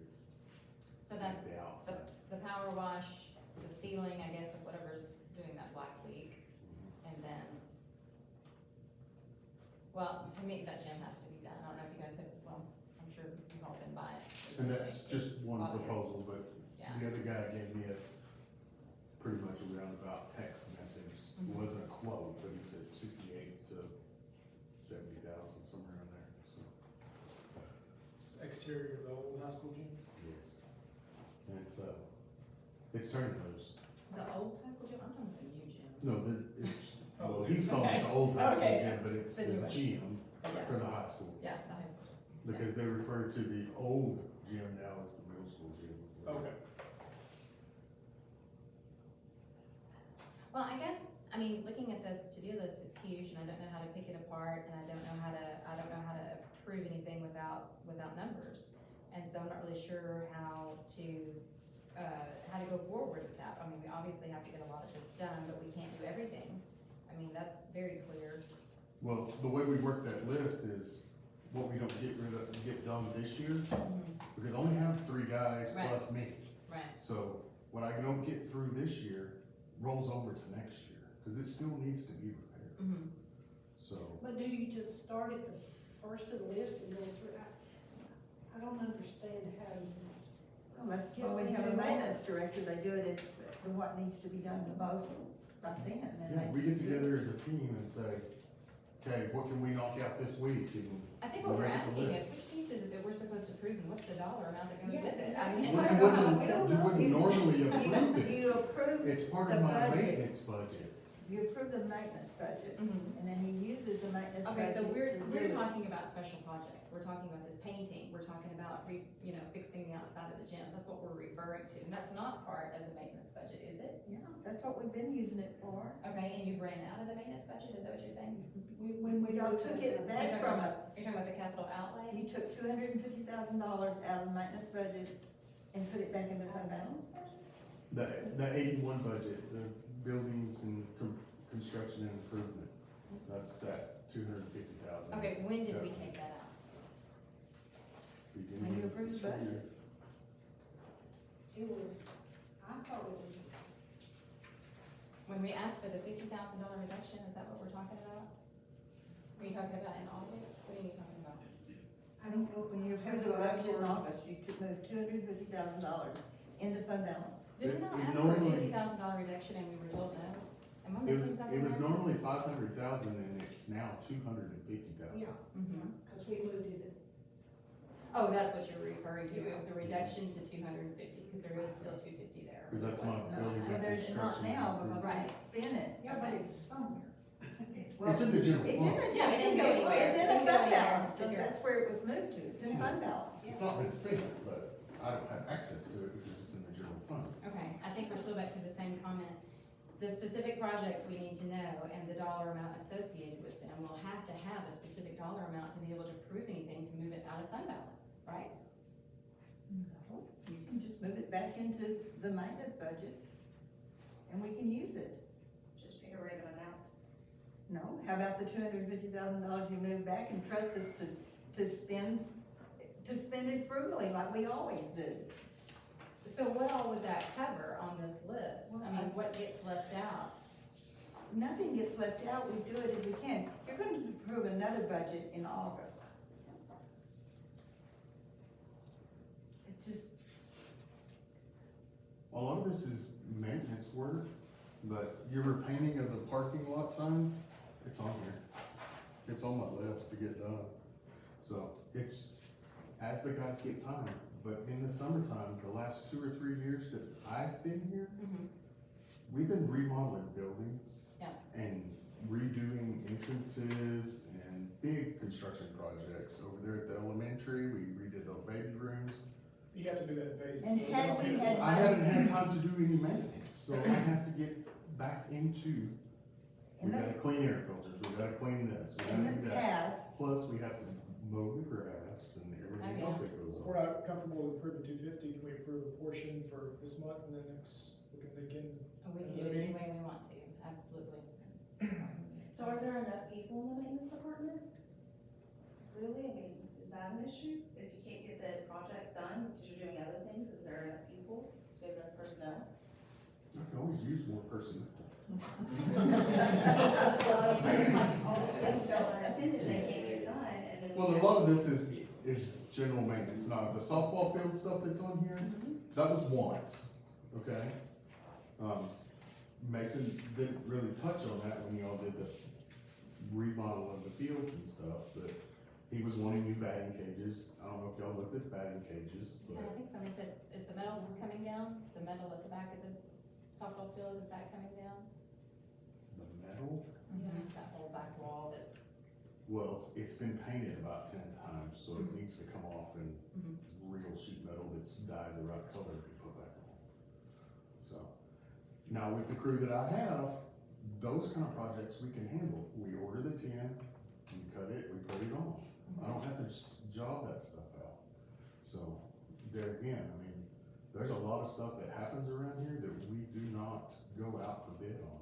We just tend to it. And normally, when we have money in the budget, usually in the spring, probably in the April board meeting, I could go back and look and give you a list of the things we're going to do. But we didn't have any money in there this year. I think you can make that clear. Okay. More than once. But if I took every one of these items and tried to get it done this year, it wouldn't happen. Right, right. These were just drive around, look at the outside of the buildings. There's holes in the roof back here. Well, that's something we need to address because there's animals coming in and out. Right. You know, that kind of stuff is the maintenance issue of it. I'm not building a new wing or anything like that. I just gotta pull boards down, seal Right. holes off. We fix broken glass. I mean, stuff gets broken, so we have to sit around and pick it off. Now, the elementary is getting a whole new fence system. That was actually covered under a grant. We're doing that with the grant money. So, So that one will be the new and improved 8-foot. It is not 8 foot. That was one of the things that was interesting when they came and did a door audit. We're really nervous because that they were talking about, I walked him all the way around, which was like the whole block, checking all the gates. And then he said, okay, I need to go inside and check the, all the gates. And I'm like, okay, well, some of those doors are not locked. And he said, oh, they have to all be locked. And I'm like, so we were all under the impression that if it's behind the gates, they don't have to be locked. And we don't have a policy, even though we practice teaching behind locked doors, you know, we don't have a policy for that. He said, well, your gates are scalable. So because they're scalable, they all have to be locked. So I'm like, well, great, I'm gonna be one campus that fails.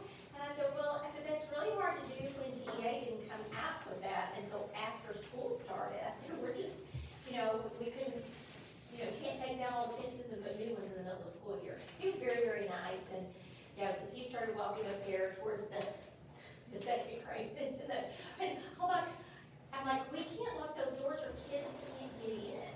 Like, just if you're sending first graders to the cafeteria, when they go in the new wing, no one will even see them there. So, anyway, he was really nice, and he said, yeah, I understand that, so that was fine, but the new fence is not going to be 8 foot, but it is unscalable. And it will have little spikes at the top, it's more decorative looking, little.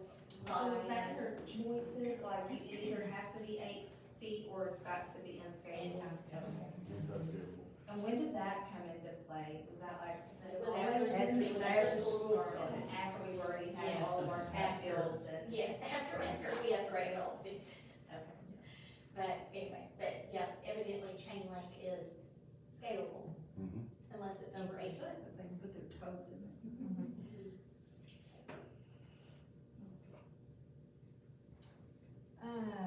Where are we?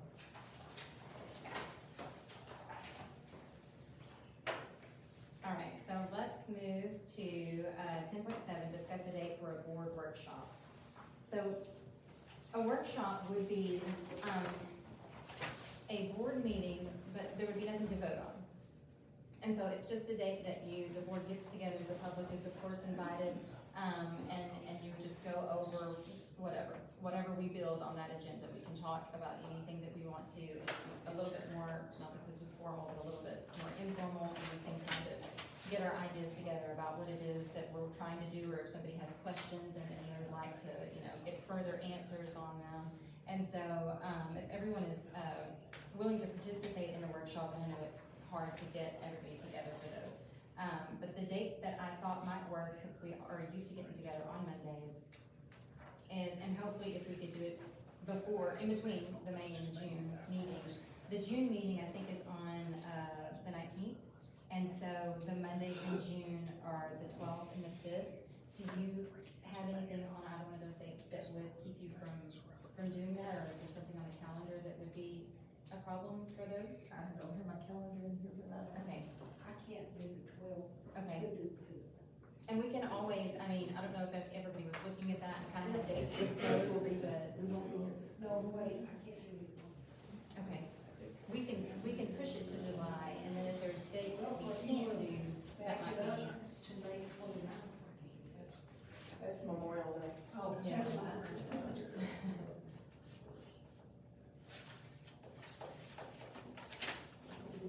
We have that big country. Big country, But that's our board. Yeah, that's the board meeting. You could always do it before the board meeting, like meet at 6 instead, and have an hour to kind of just, you're already meeting.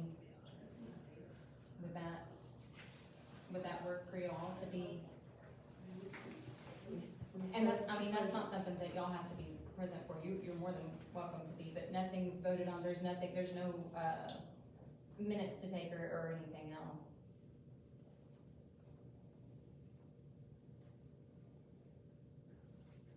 Is there another day, or y'all think that would work? I'd like to invite Mr. Thompson too. 6th. That's not a bad idea. Dr. Marable is suggesting to invite Mr. Thompson to it, and so if we have questions for him, that way, a really good time to do that. And do we think an hour is enough time, or do we want? For the first one. Sounds good to me. Okay. So yep, at 6 o'clock, we'll move to, I think, it's on here to vote on, but I don't know if we need, do we need to vote on it? Okay, so June 19th, 6 p.m. And then whatever your items are for the agenda, you need to send those in so that we can cover whatever it is.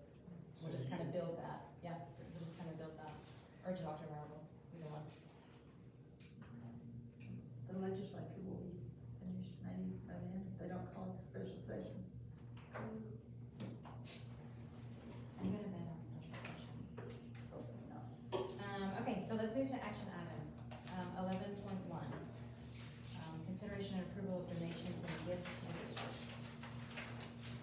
Again, I will say that we live in a very generous community. Mayor and boosters have given $150 for scholarships. Sam Frazier, $1,000. Comanche County A&M Club, $750. Danny and Kathy Clark, $100. The Dealing on Lions Club, $3,345. James and Dorothy Doss Foundation, $1,000. The Class of 1969, $500. Don and Dana Marable, $5,500. Michael Payne, $100. Dreamcatcher Dairy, $800. And Jeremy Sparker donated a refrigerator for the softball concession stand. We valued it at about $300. And it was really nice, very, very nice refrigerator. So I would ask you to approve those. I'll make a motion to approve the donations from May 2020. All those in favor for approval of donations and gifts to the district? Okay, unanimous. 11.2 is consideration and approval of the results from the canvas, the May 6th voting. Everyone just took a look at that earlier, so now all we're gonna do is officially approve those numbers.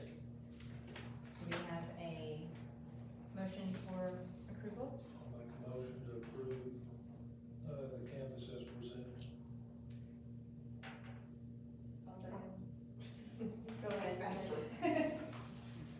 Rachel's a second.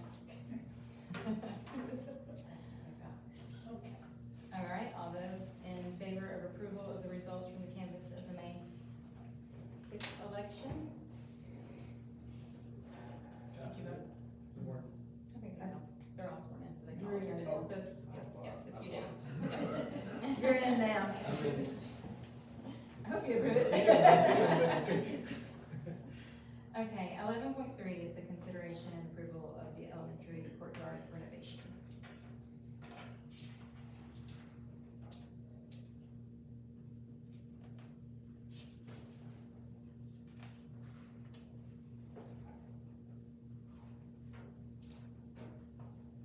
I think it's a lot of money for a wall, it's my opinion, but I don't know that spot, like I said, didn't go to school there, so I don't really know, but I know it's a lot of money for a wall.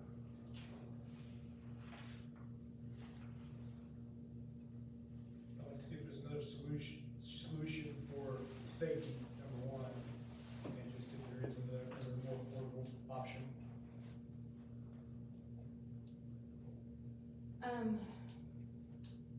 Typically, I'd say let's table this and let it kind of develop a little bit further and come back up at the next board meeting, but I know Dr. Marble said that obviously time, if they can't get started immediately, it's kind of, a null point, but, I mean, I think that's what I would recommend. Or you don't have to say anything and it And let it die, and then they can kind of reinvent it and, adjust it as needed, and it come back around again.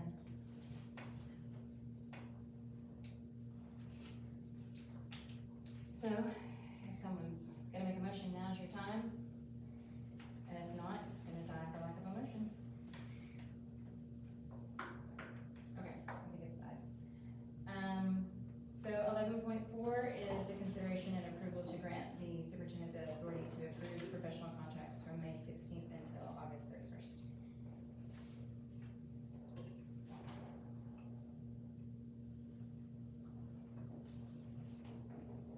I so move. I'll second. Okay. All those in favor? Is everybody? 11.5, consideration and approval of the teacher and staff retention stipend. So whoever makes this motion, be careful with your wording and make sure you insert the dollar amount.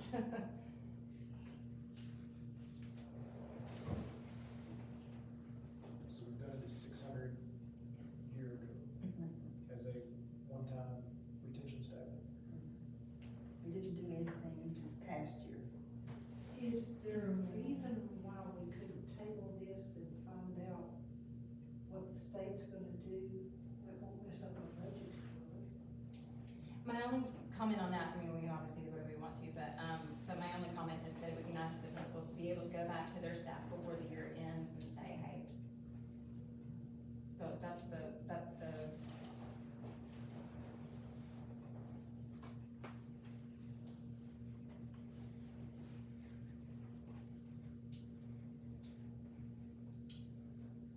Unrelated, sort of.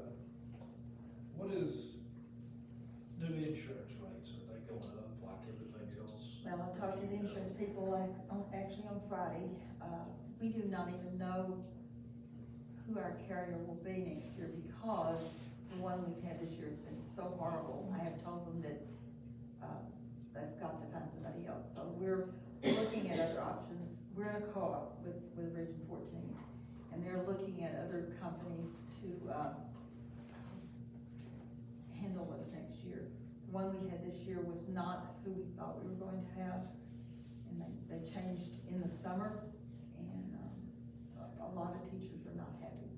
A lot of people are not happy. I won't say teachers, I would say staff are not happy. So hopefully we'll have a better carrier next year.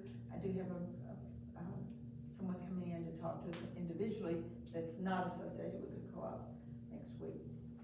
So I don't think it'll increase a lot. Okay, what's a lot? And I know.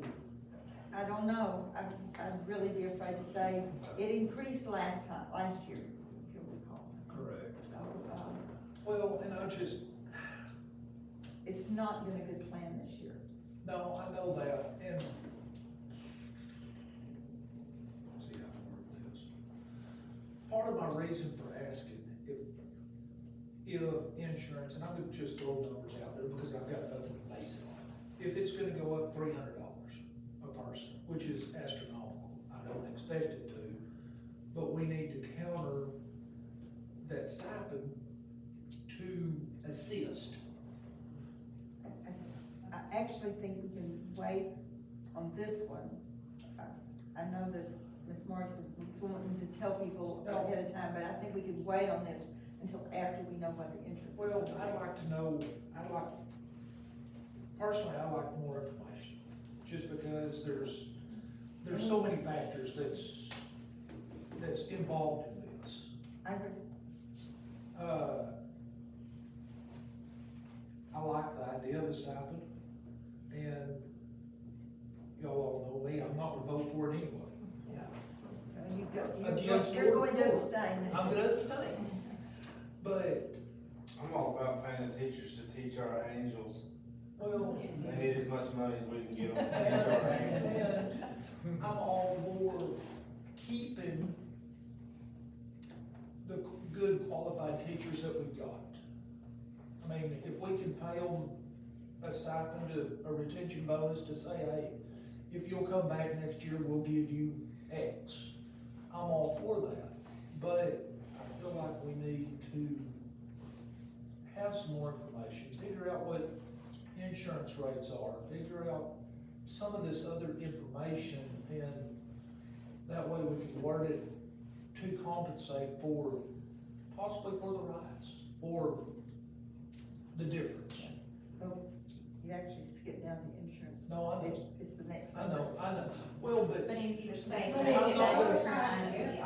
I'd vote for a stipend more than to combat the insurance, because not everybody takes the insurance. Oh, Everybody's gonna get a stipend if they come back next year. I agree with that.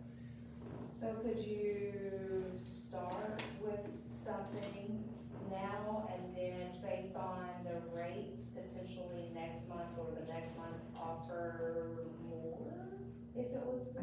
I think Dr. Boswell brought it a while ago. I think the stipend we could say now, but then after the legislature finishes and we know what they're saying that the base salary will be, the beginning teacher salary will be, then we'll know what we can do to pay above that base salary. Right now, we pay above base, we want to continue to pay above base, because I think we need to pay them as much as we can. And I would want Paris to be in that too. Yes. So I think after we know what the legislature does, and then it would be a good time, and if Mr. Thompson comes to the workshop, he'll be able to tell us where financially we are and everything. And a little bird walking, a little off topic, but our numbers look really, really good. I know we had said that we were in danger of losing $500,000 because of values. Mr. Thompson and I looked at them. I think that we're going to be okay, and we will not be losing that, and which is really wonderful. The values have come in really, really good. So, we will probably not be affected by that, hopefully. If we are, we're still okay, we're still fine. But I think the stipend tonight is something that we could address. We could leave the insurance alone, and we could leave the salary. I think we'd have to leave the salary alone. So, but the insurance too. They just don't know we don't know what company we're going to be using. Hopefully a better company than what we have. No comment. Yes, well, I don't have that insurance either, because I have teacher retirement insurance, so. But I do hear the stories that get called. So back to the stipend. So I think In the I'm past, looking for a motion. and yes, in the past, we gave $600 across the board to everyone. So it's up to y'all, but I personally, since we've already given 600, I would say not to go lower than 600. Yeah, I agree. Okay. Is that a motion? You wanna make And then a does the motion? motion need to say that it's paid in December? I think November. Or, yeah. Don't y'all think The November Black paycheck. Friday. November paycheck, ready for Which is, Christmas. which is really December. I like Friday Right. shopping. Okay. Okay, here goes. All right. I move that we approve a teacher and paraprofessional stipend. I think Staff. it's I staff. think it needs to be staff. Staff, okay. Teacher and staff retention stipend at $600 for those who return and stay that semester but with a payment to be made in the November check. I'll second it. I can't repeat it, but I'll second that. Lisa has it, Lisa has it written down word for word. I can do this. All right, all those in favor? 600 enough? Well, I think that's what we were saying, is that we might edit. I mean, But we could I don't potentially know. edit it. We could do more with the salaries. Okay. Yeah. I just wanna make sure they get plenty, cause I've got 2 angels coming back. And we need them to come back. Yes, I mean, they take care of them longer than I do. They're there more time during the day than I'm with them, so. But they're not as bad as you. I wasn't bad. I didn't have a chance to be bad. I like what you had to said, make word. up for it. Okay, so all those in favor of, the teacher slash staff retention stipend as presented? Six. Guess I need to abstain. Yeah. Oh, do I need to abstain? If you feel that you need to abstain, if you, Well, because of that. right, it's a personal, 1, 2, 3. it doesn't directly affect you unless she's gonna give it to you, which she's not. so. She should. No, I think you can vote. You need to. Okay, so that does it. Abstaining were Derek and Heath. Okay, so I think what we've decided on 11.6 is that we're just going to let it die for lack of a motion. 11.7, yes, it's the same, will die for lack of a motion. 11.8 is the consideration approval of the date for a public hearing for title Title one, part A, June 19th, 2023 at 1. This is a requirement that we have a hearing for this. And, it'll be here at 7. I'll make a motion for the consideration of delay of the public hearing for Title I Private Services on 11/19. It's thunder. Do I hear a second? Second. Thank you, Heath. Heath seconded that. All those in favor of the public hearing on June 19th?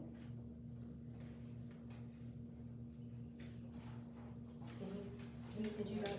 Yes? Yeah, unanimous. I looked too used to, I took too long to look over there. Okay, 11.9 is consideration approval of teacher evaluation calendar.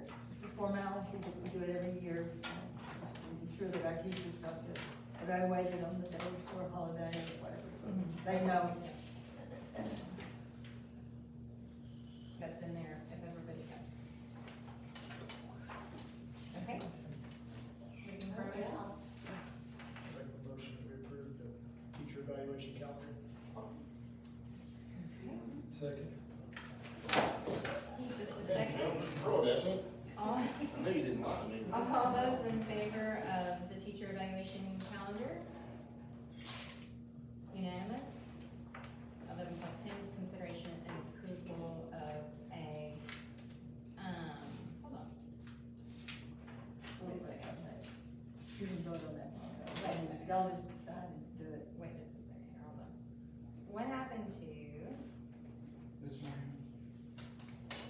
do I, right here. what happened to us approving, we have to do it all right now for the maintenance? Where is that on here? I didn't put it on. I'm sorry. I'll put it on next time. I'm sorry. That's okay, I missed it. I thought it was there for some reason, but, okay, where was that? 11.10, consideration approval of the board, workshop date. Did we need to approve that? Let's go for it. That was the June 19th at 6 PM and including Mr. Thompson. make a motion to have a board workshop on, June 19th at 6 p.m. for Mr. Schultz. I'll second it. Thank you. All those in favor? Okay, that's unanimous.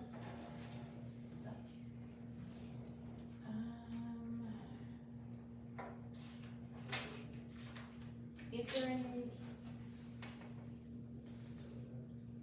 Well, it can be if we need it. Is there a need for closed session for these personnel matters? For the approval of contracts and resignations? Does anyone on the board think so?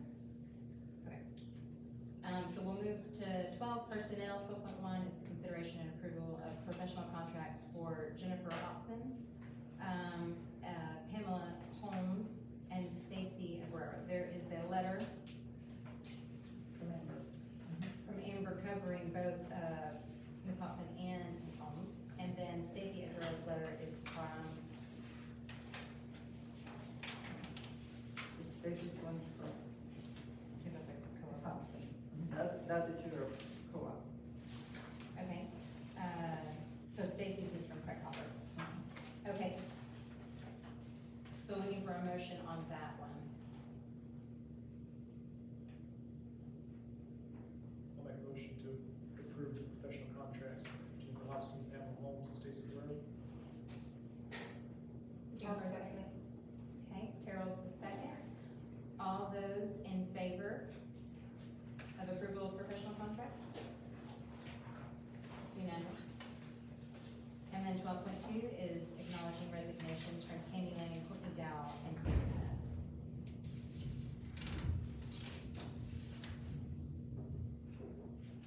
Motion? I'll make a motion to approve resignations for Tammy Lane, Courtney Dow, and Chris Smith. Second? I second it. Thank you. Okay, all those, I don't even know if we need to do that, but we acknowledge it. You don't. Number 13 is the adjournment. Who's Motion. gonna be Craig? I'll make a motion to adjourn.